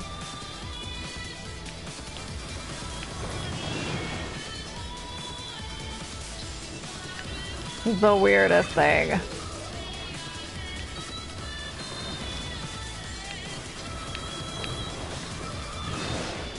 My own bullet hell in response to their bullet hell.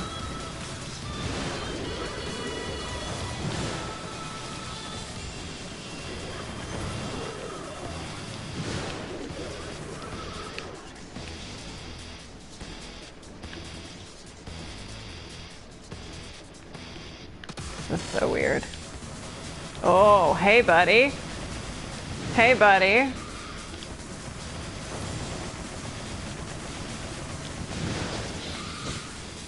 What are you doing here?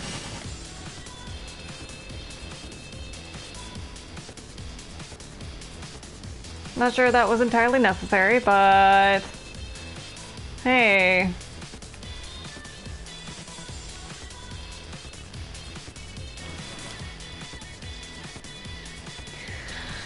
Why are we taking a tour of a shade-infested facade?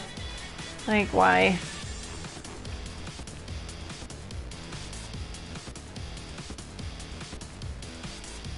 I'm definitely having, like, ride flashbacks here, and I'm not sure about this.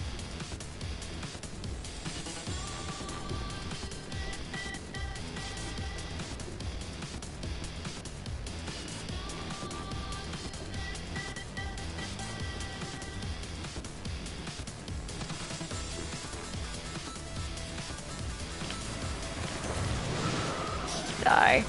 Every single one of you, just die. Yes, right.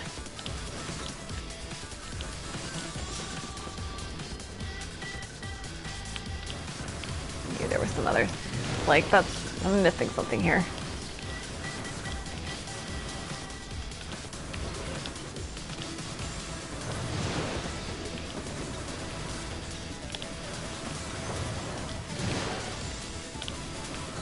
Why is it always bad?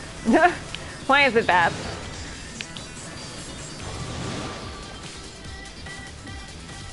Why? Go away, guys. Go away, all of you. Literally took a circle around facade shooting at things. Okay. Cool. Cool. Cool. Keep giving me shit. I'm fine with that.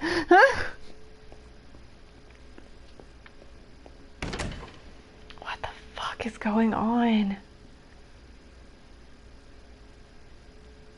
I'm so confused. Cool. I'm sure it'll be fine, right? I'm sure it'll be fine. There's nothing bad can happen here. Nothing bad can happen in these games. I'm sure it'll be fine.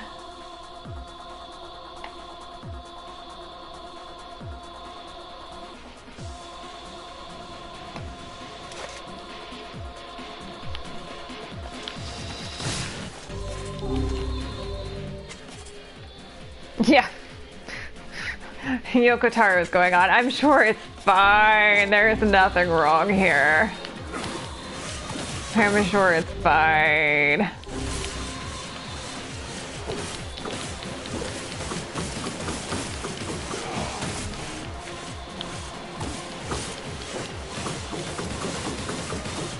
Interesting place that looks like seafront, maybe.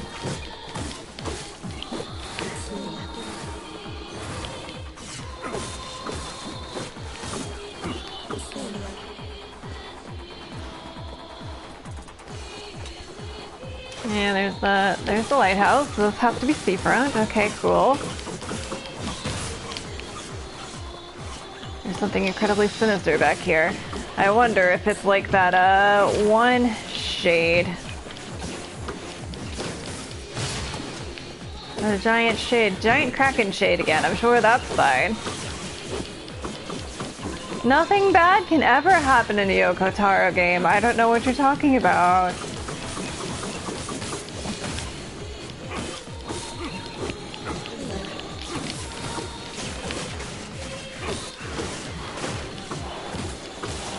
I'm sure it'll be fine. Nothing is ever wrong.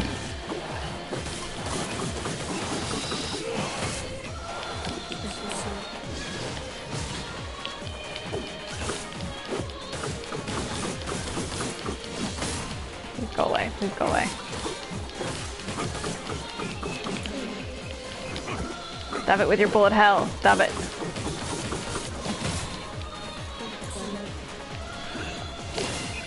No, rude.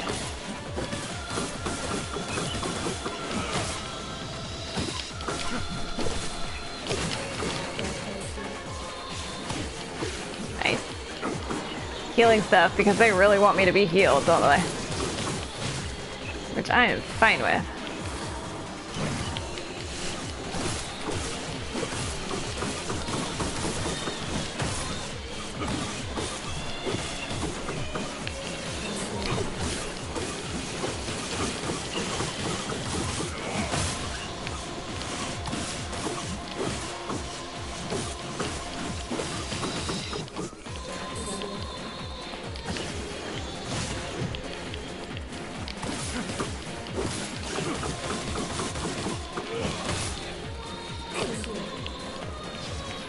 Die, all of you. Please, just go away.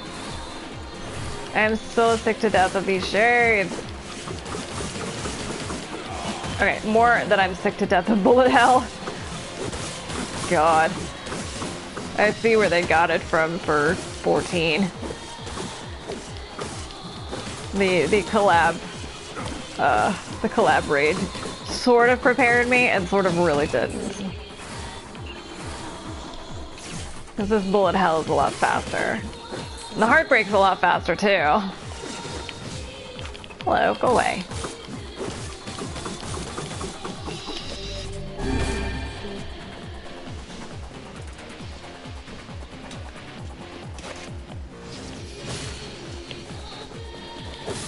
I'm sure everything is going to be fine. Nothing bad can happen in a Yoko Taro game.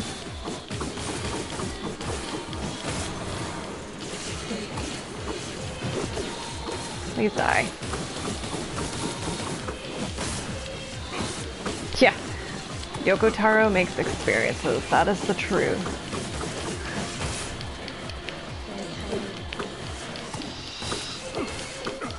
Teens was certainly an experience.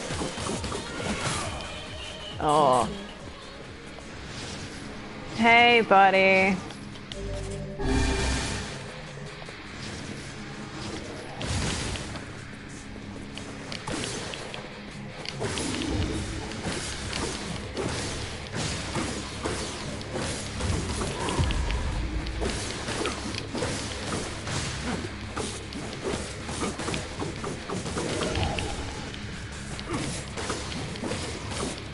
You're not a Kraken, but you're the type of an ow. Yeah, you're the type that I have trouble with.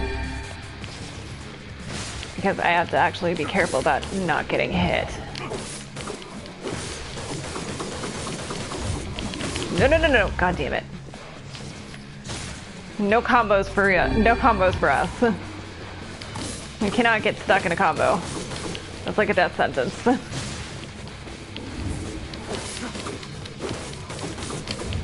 No, no, no, no. Yeah, that's right.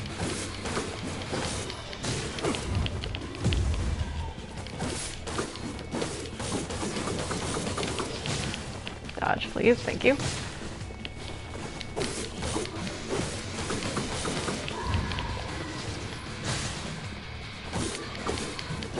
No, no, no. Woo-hoo. We're taking a risk on that one.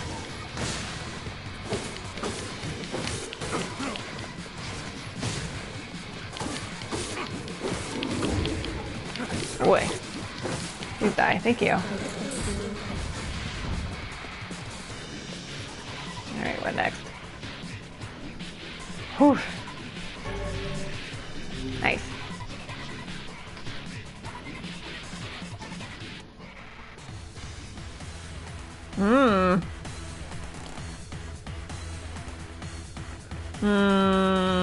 Three of them, really?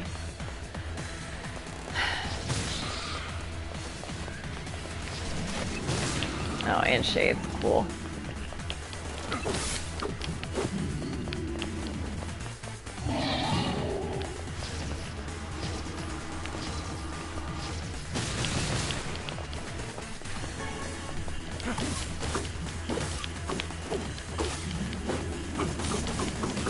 Yeah, I see you charging me.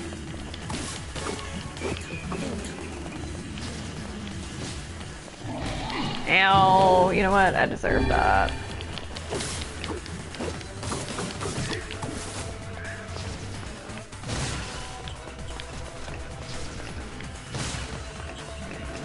Ignore all of them except for the one I've already hit. Ow, rip. I deserve that. I deserve that. Wah! I don't know how I dodged that, but whatever. I'm not gonna knock it. We are not knocking that one. Ooh. Ow, hey.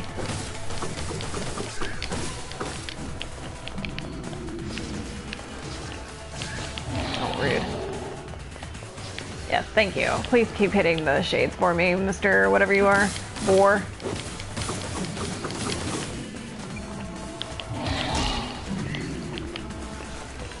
I'll just aim him at the shades. How's that? Ow! You know what? That's fine.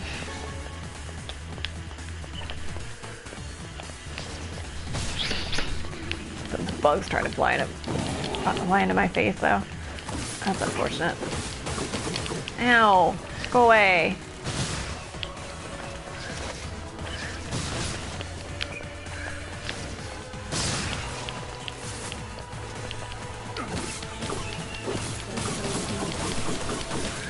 Oh shit.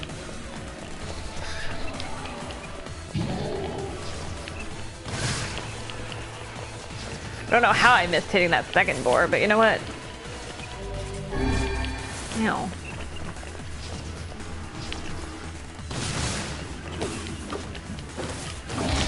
Ow.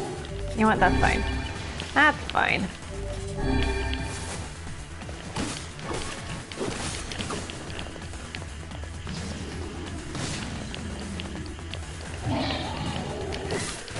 There's these other boars out here that are like staring at me.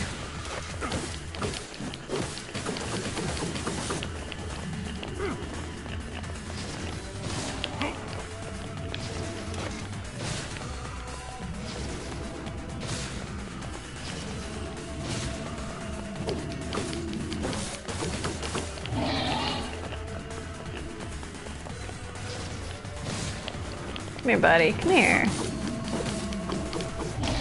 Ow. Damn.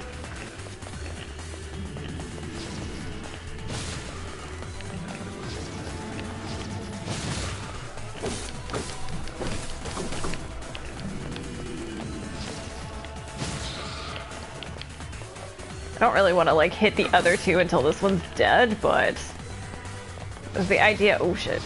The idea of fighting 3 of these guys at once is not really appealing. Ow.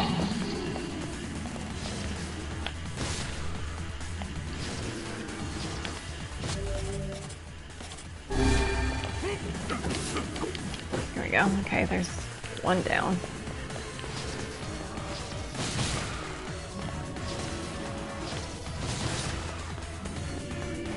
Your turn now. Ow, oops. I deserve that.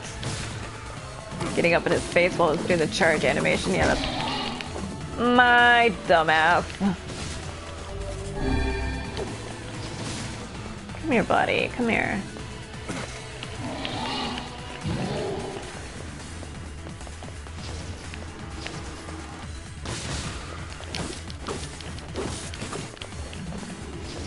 Ugh. Yep. That's fine. Have a mirror image here. Come at me.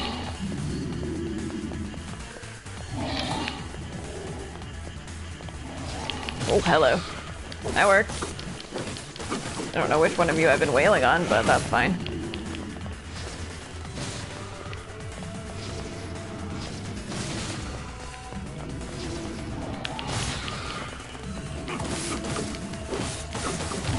Ow.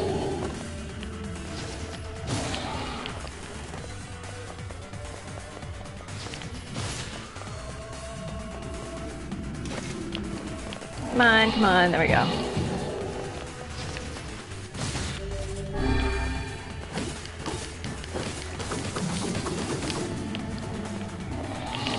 Ow. Ow, hello? Let me move, damn. Don't box me into a corner here, game. That's rude. Can one of you just die already? Come on. I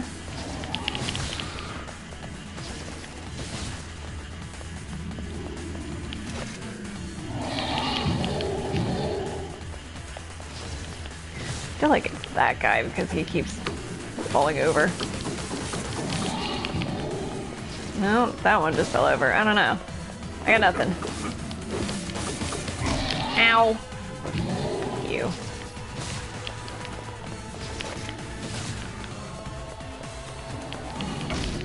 Oh, come on! That's rude. I was dodging. Ow! Fuck both of you guys. Where are all those medicinal herbs now?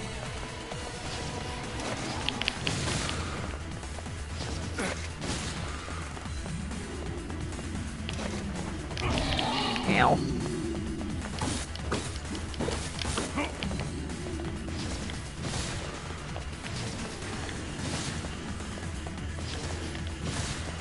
Yeah, dodge better, I know.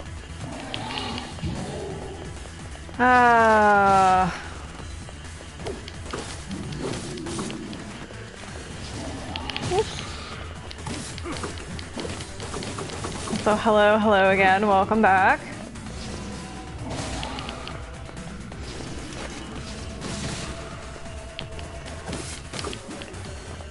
Come on, buddy, come at me. Come at me, here we go. There we go. Only took forever. Ugh. Hey, cool. Aw. My sister.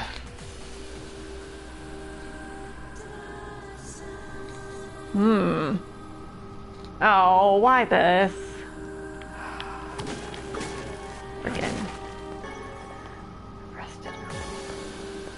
Camera angles, why?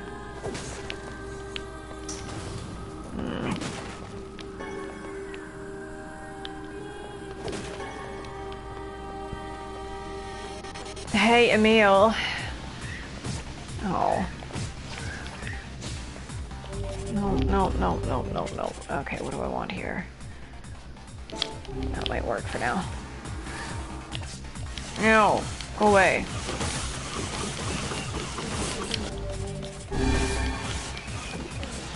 Look! Medicinal herbs. Excellent. Let's go. Let's go.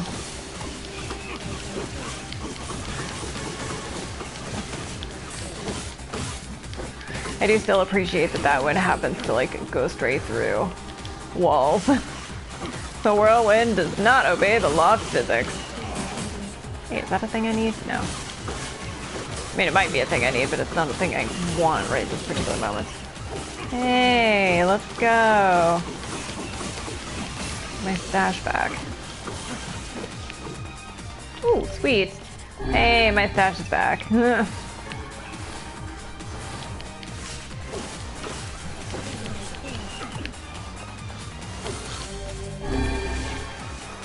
Nope.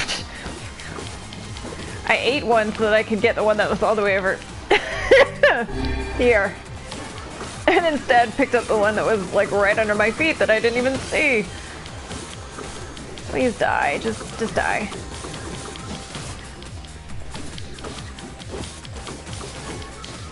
Here we go. Boy.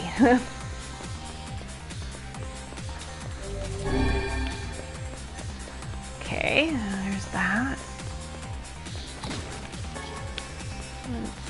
Here. Oh. Gets me in here. Is there anything in here? Oh. There's a giant shade in that other room. 2 giant shades in that other room.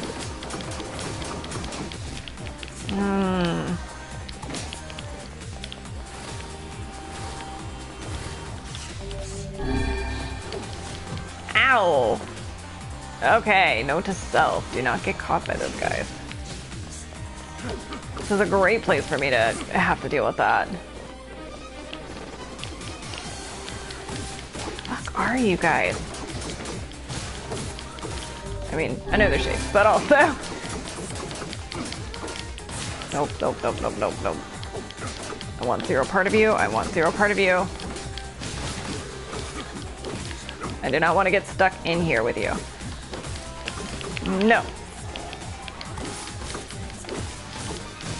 There are like 2 of them stuck over there, and I'm fine with that. Meanwhile, I'm just tackling this one.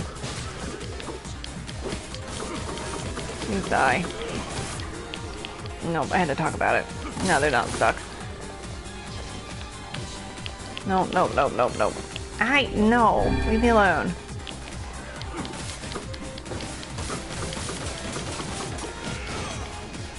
No. Just don't hit me like that. That's rude.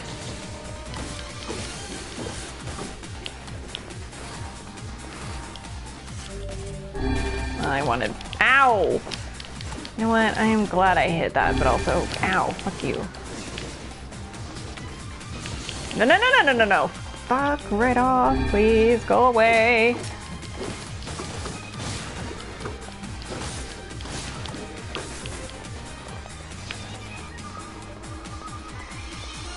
I really hate aiming.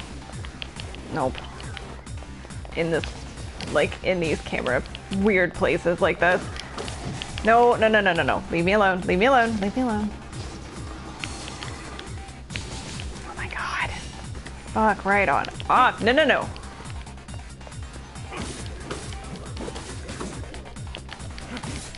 No, no, no, no. No, no, no.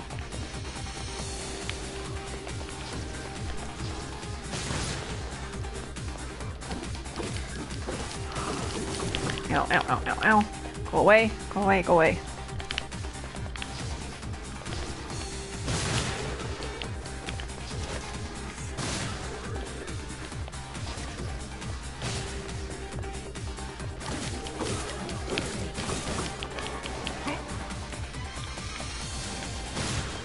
That's right, go away. Leave me alone.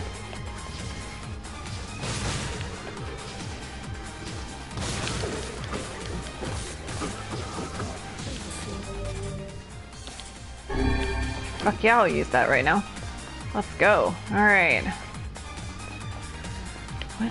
Is something over here? No. Okay. That. No.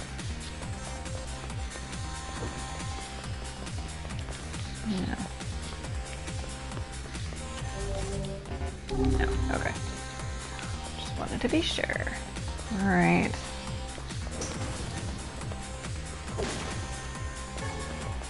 Titanium alloy. Okay, you know what? I'll take that.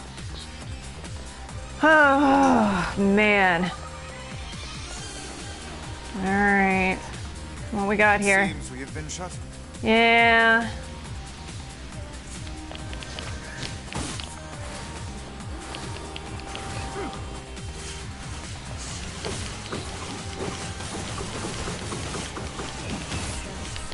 Remix version of the Song of Ancients is pretty cool too.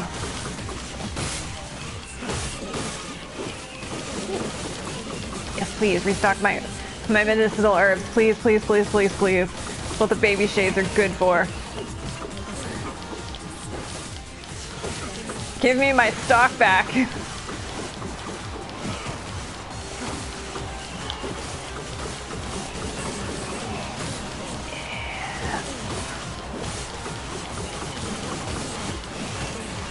Can't tell what's happening, but that's okay. It's more fun that way, right?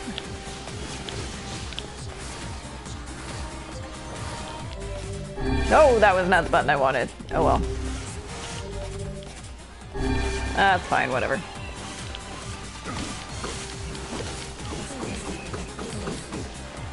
Whatever. Another one around here? Yeah, there is that one. I was like, pretty sure there's something else in here, and sure enough.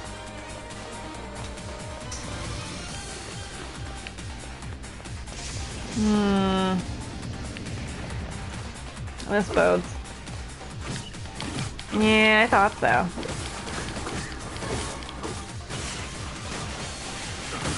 Spinny blades.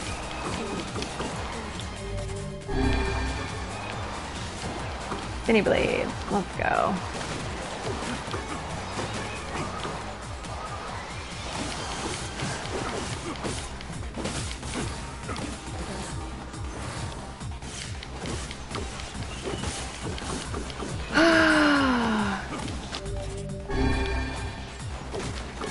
I feel like that they are restocking my medicine cabinet though, that's nice. A little concerning, but... Oh, what the hell? Who invited you guys?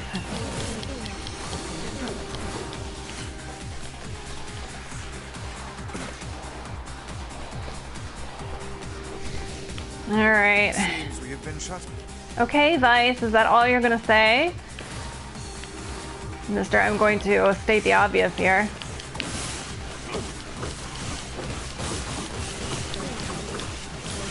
continuously shuts us in, and I'm like, yeah, I expected that.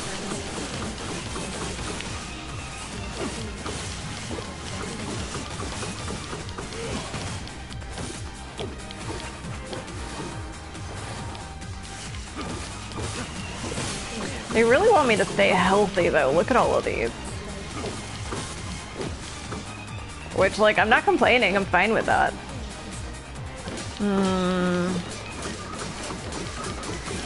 Cool, more armored bastards that I can barely see. I love it. No, no, no. Go away. Listen, go away. I suppose this is why they want me to stay healthy, right? These assholes.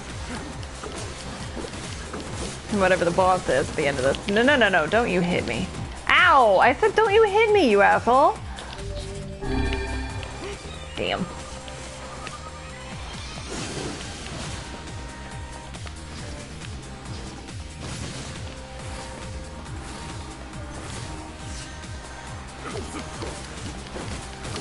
Nope, nope, leave me alone.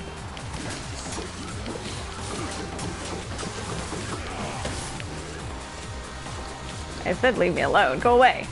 Somebody asked for you guys. Ow! Fuck.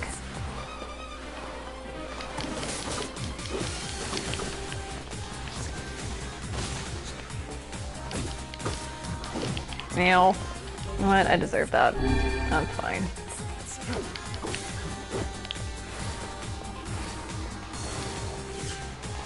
Yeah, go away. I see you doing your thing up there.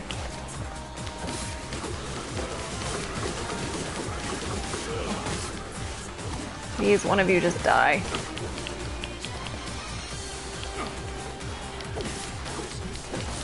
No.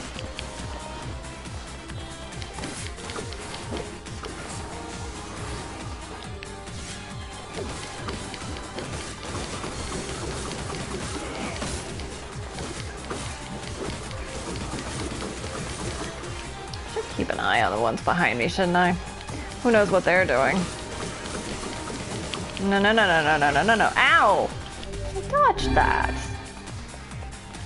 Much better, Stella. Yeah, yeah.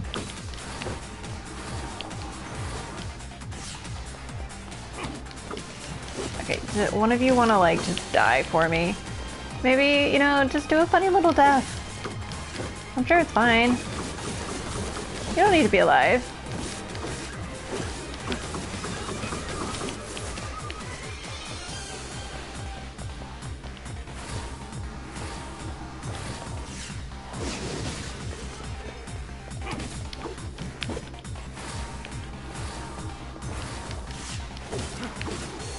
No, go away.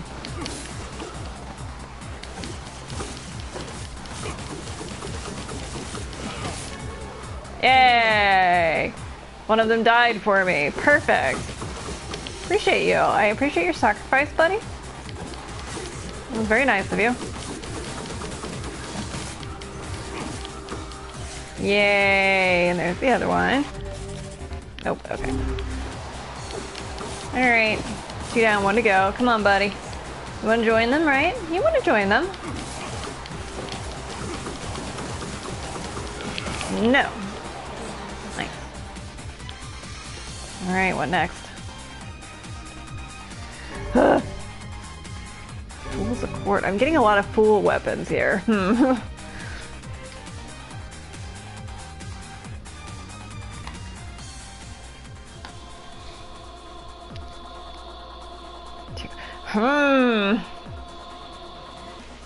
Lots of questions, yeah. 0 answers. More camera angle bullshit.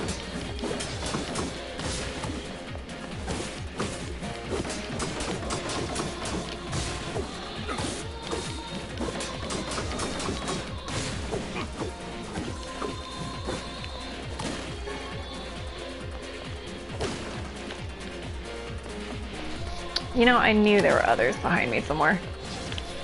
Like, they can't just be that one. You did. You did. You did tell me it was different. Me here like, huh. This is not what I expected. Which is fine. It means the replay value really is very high. But also, this is not what I expected.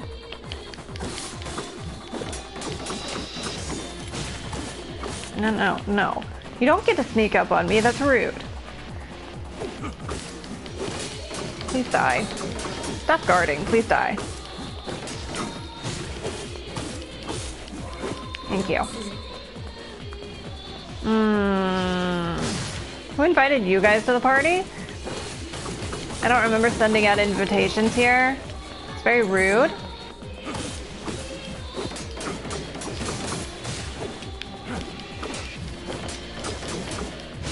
No, no. Ah, fine, whatever. Die.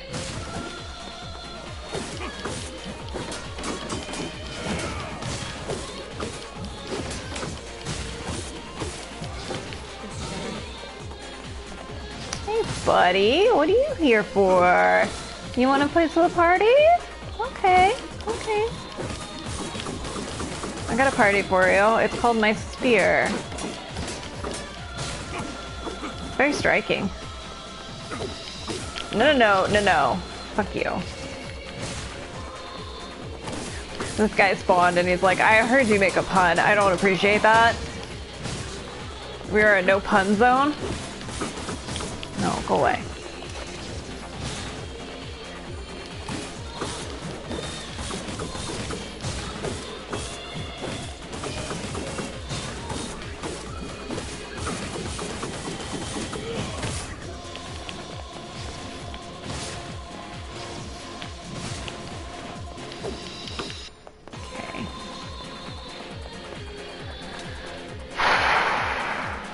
Oh, there we go. Like, that can't be it. There's literally no way. Bullet hell. Cool. Just what I wanted. I was missing bullet hell so much. And then these assholes decided to turn up and crash the party. Damn, y'all. You really need to, like, learn to understand when you are invited and when you are not invited. I did not invite a bunch of you, and I did not invite Bullet Hell.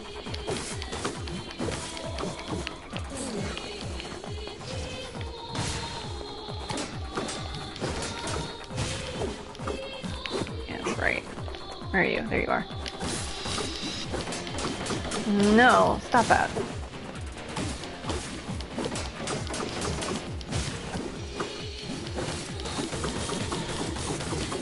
Just die already. Thank you. Just die already, I say, and find myself ensconced in bullet hell again? What the fuck? Again, I say, I did not invite bullet hell. Let's go away.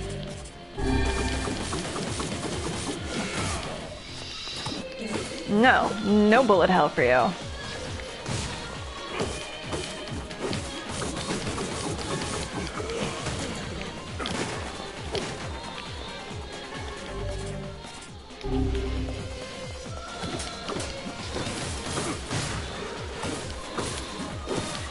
Oh, there's so many things I have to fight and kill in here. Good grief.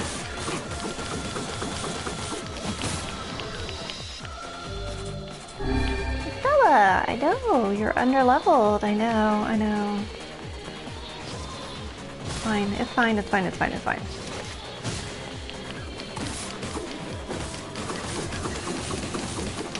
No, thank you.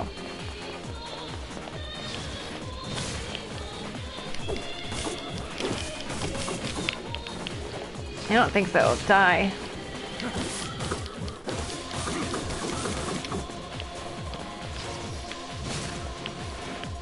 I am enjoying these remixes, though. The music is pretty funny. I like it. I like the differences and the kind of upbeatness.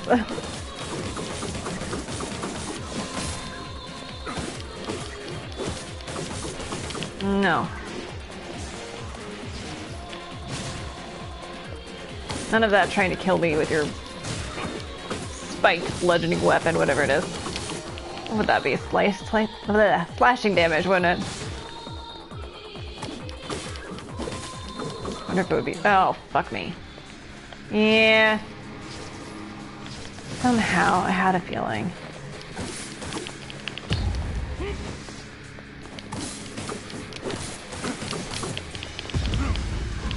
Ow. Ugh. Oh, this is gonna hurt.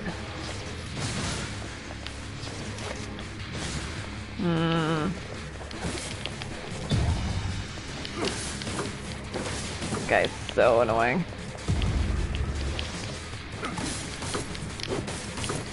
Oof.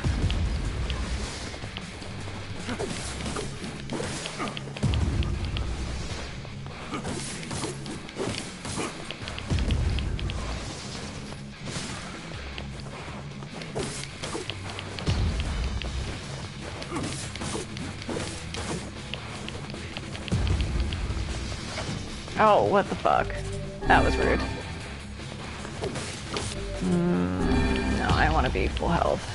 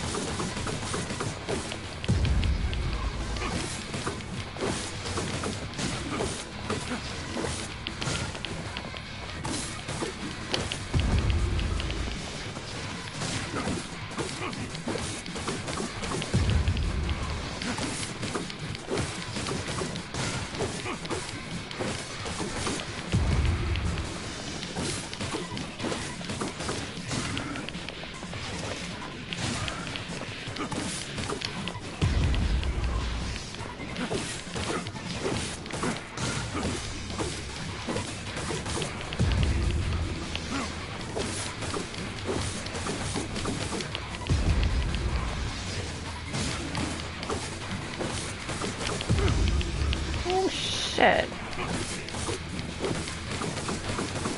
Not gonna question that one. Yeah, that's what I expected.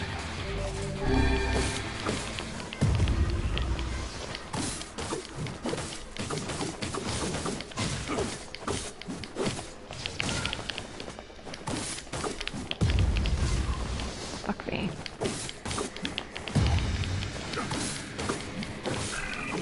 Oh! Whew, okay. Man. There was one of those smacks I was like, there is no way I'm getting not hit by this, and I just somehow dodged it. Cool. We're just not gonna question it.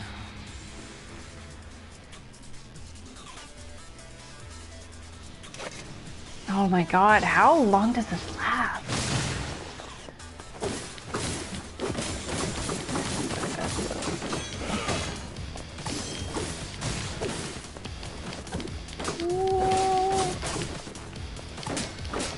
I hope I can't fall off from up here, because that would suck.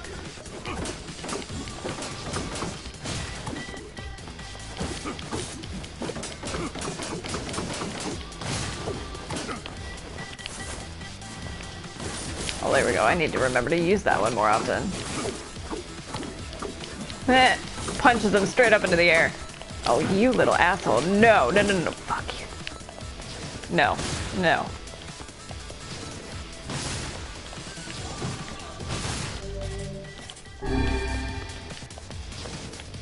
Don't even start with me.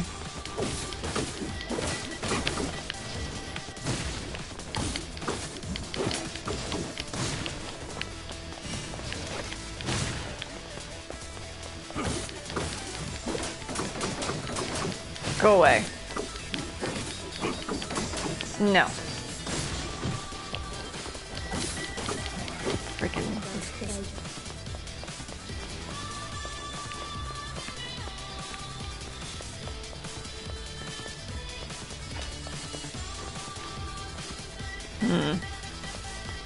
No? Okay. Ah. You have to jump it. Alright. I kind of appreciate that you can't just fall off, but also that's kind of annoying. Oh my god, why? Why? Oh, what the fuck? No, die.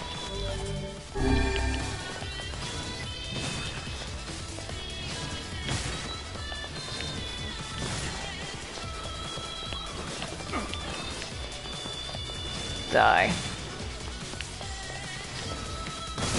Bullet hell from the side? That's rude. Ow.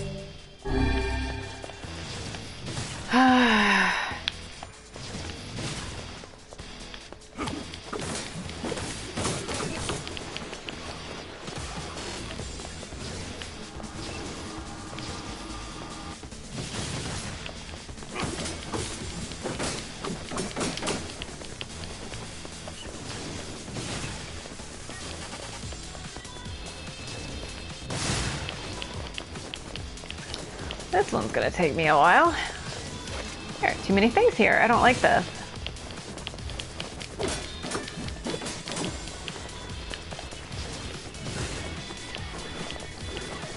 That one on the pillar, I would like to die. Oh, good. Now I just gotta keep an eye out for it. I don't want you to respawn, because that would be rude. Fuck you.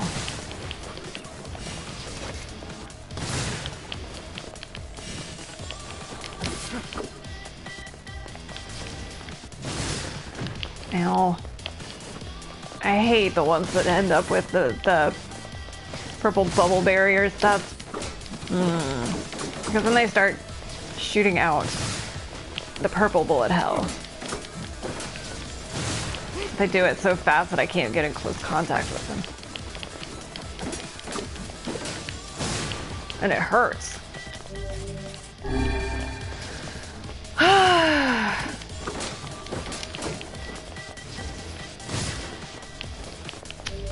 You know what?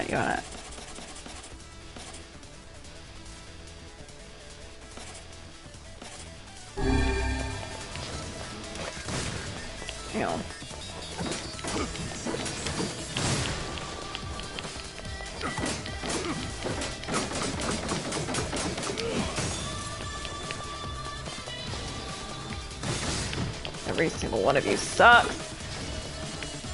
Hate this. It's so annoying. Should probably put on the one that does more damage too. No. What do I have? Okay, I have 9 of those. Cool.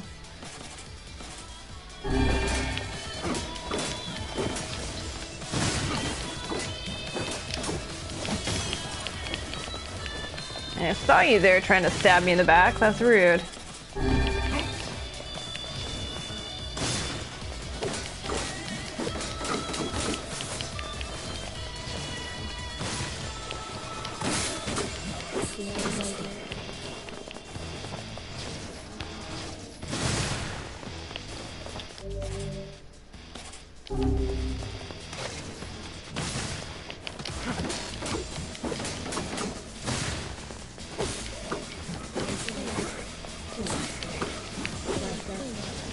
Die already.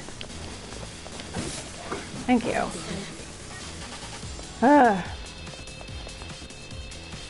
Alright. These things are not my favorites. Whoa, nope, that was right off the ledge. Well, let's do that, shall we? Oh shit, nope. Whoever said I was good at this, that's a bald-faced lie. Can I just... Okay, cool. Oh, what? Who the fuck invited you? No. Fuck.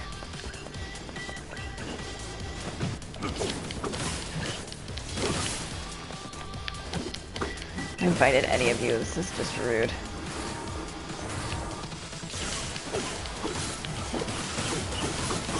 Bullet hell, I hate it.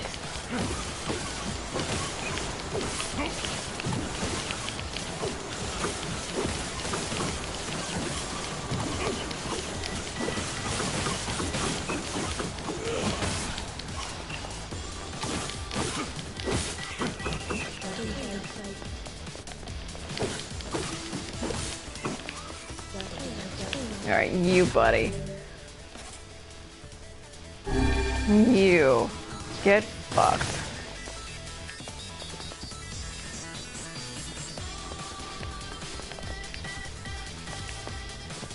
Did he die?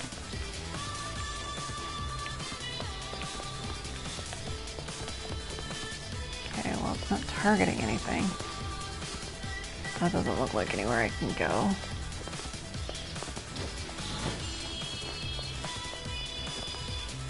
That doesn't look like anywhere I can go. What the fuck?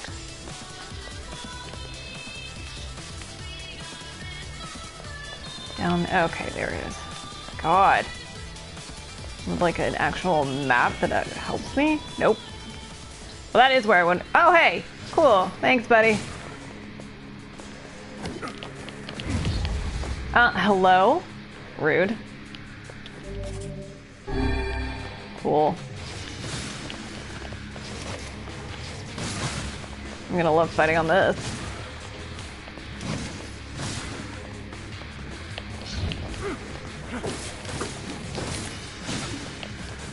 Note to self, just don't get hit. Oh. Fuck me, I guess.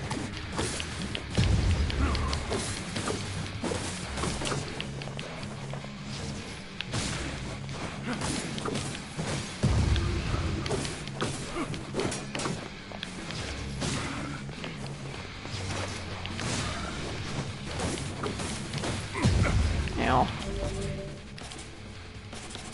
Okay.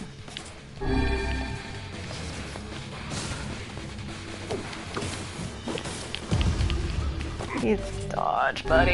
Alright, I gotta get better at that. This is not one of the ones that I'm very good at fighting, obviously.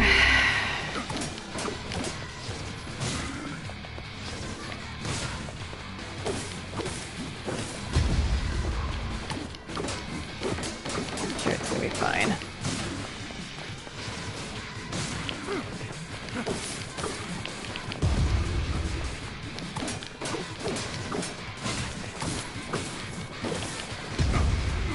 Oh, fine.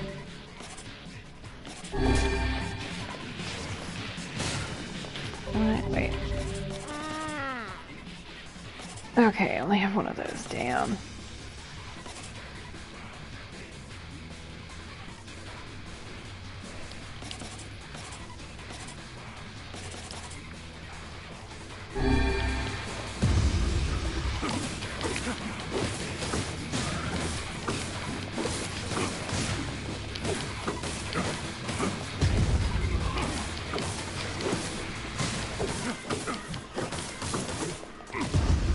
Oh, come on.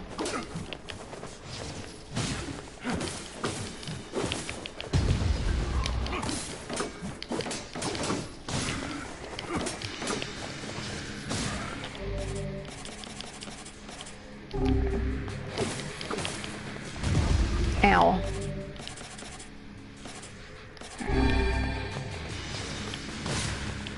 Keep an eye on my recovery shit.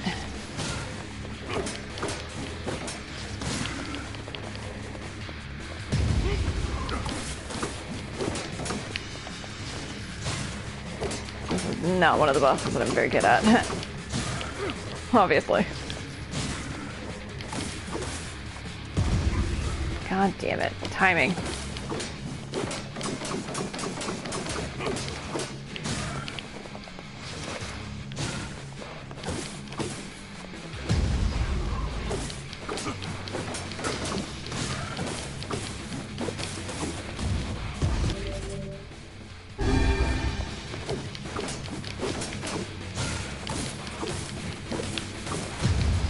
Oh my god. Okay, so don't get yourself caught underneath him. That'd be great. Ow. Hey, don't let him do that either. That would be great too, wouldn't it? I hate this boss. Ow.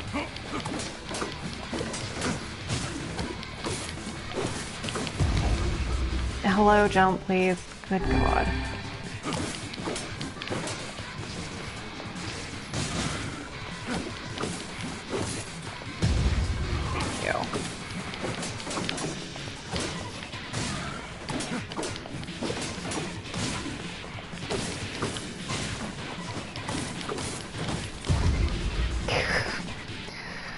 I'm so good at this.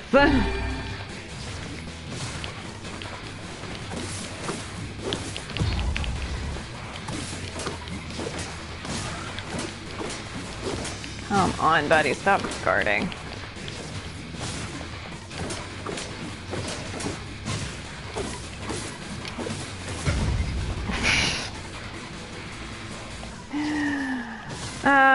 Eventually I'll wear him down.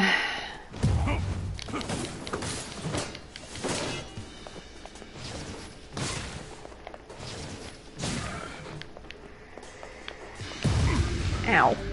I meant to jump that. That was dumb.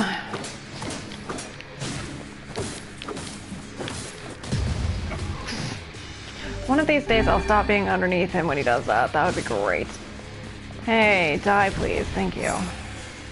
Are you kidding me? Fuck me. Alright, this one I'm slightly better at.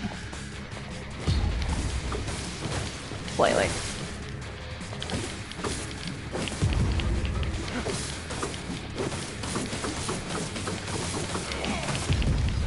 Slightly, because I got trapped. God, fuck me.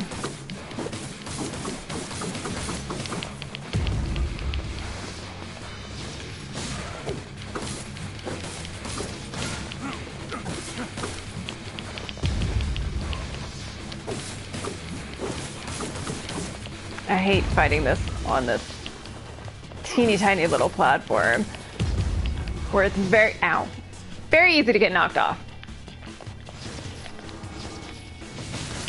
It's very rude.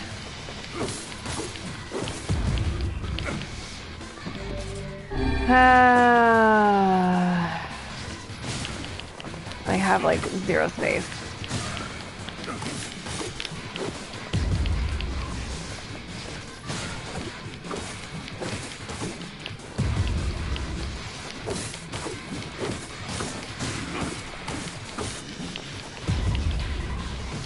Ew. There's like no space to dodge and I hate it. Come on, just let me fucking dodge.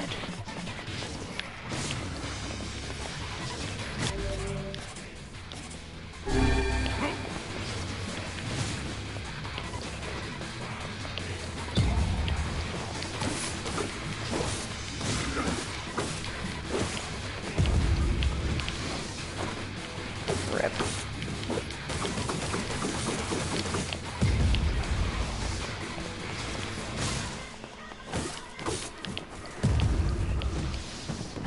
I hate it so much. I really hate it so fucking much.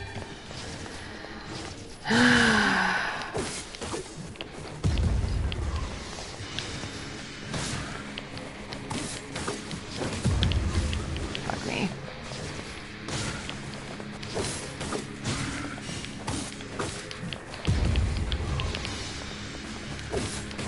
Please just die.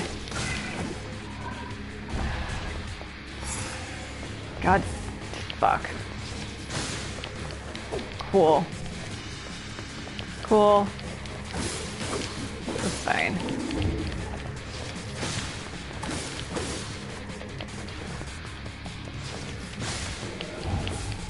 Yeah. Saw that one coming.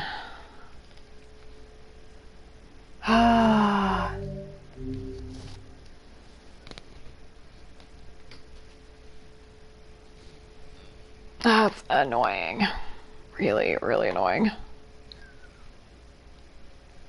Oh. My word. Something wrong? I feel as if I've just awoken from a most unpleasant dream. I know what you mean. That happens to me whenever I read it. Oh, that's right. I forgot we were in Mom's diary. What the fuck? Weird.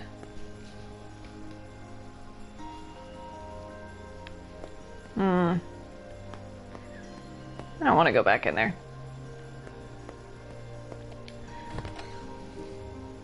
Yeah, what the fuck? I literally forgot that's what we were doing. Not gonna lie. What the fuck, Mom?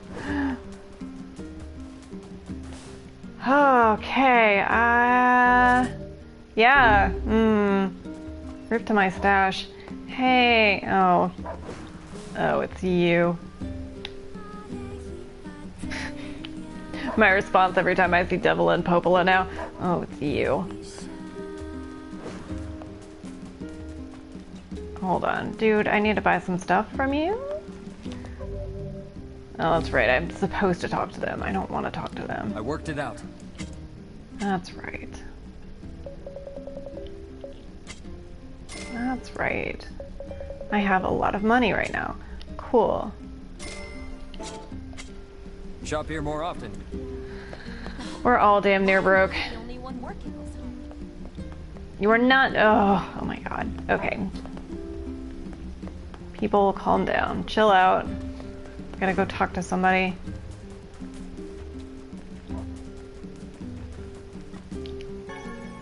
Berries. Cool. Hey. Oh, hi. I kinda thought you'd never talk to us again. Oh, right, this. I understand you're doing this for the village, and that you don't have a choice.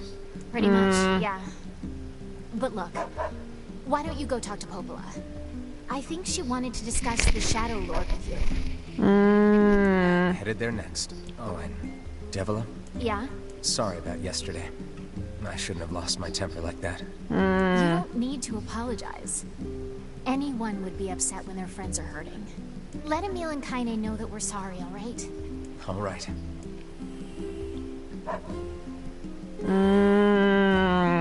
I have a lot of very complicated feelings right now.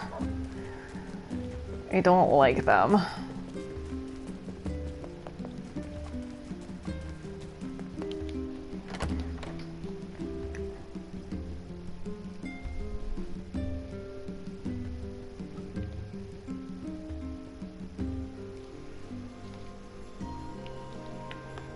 Right.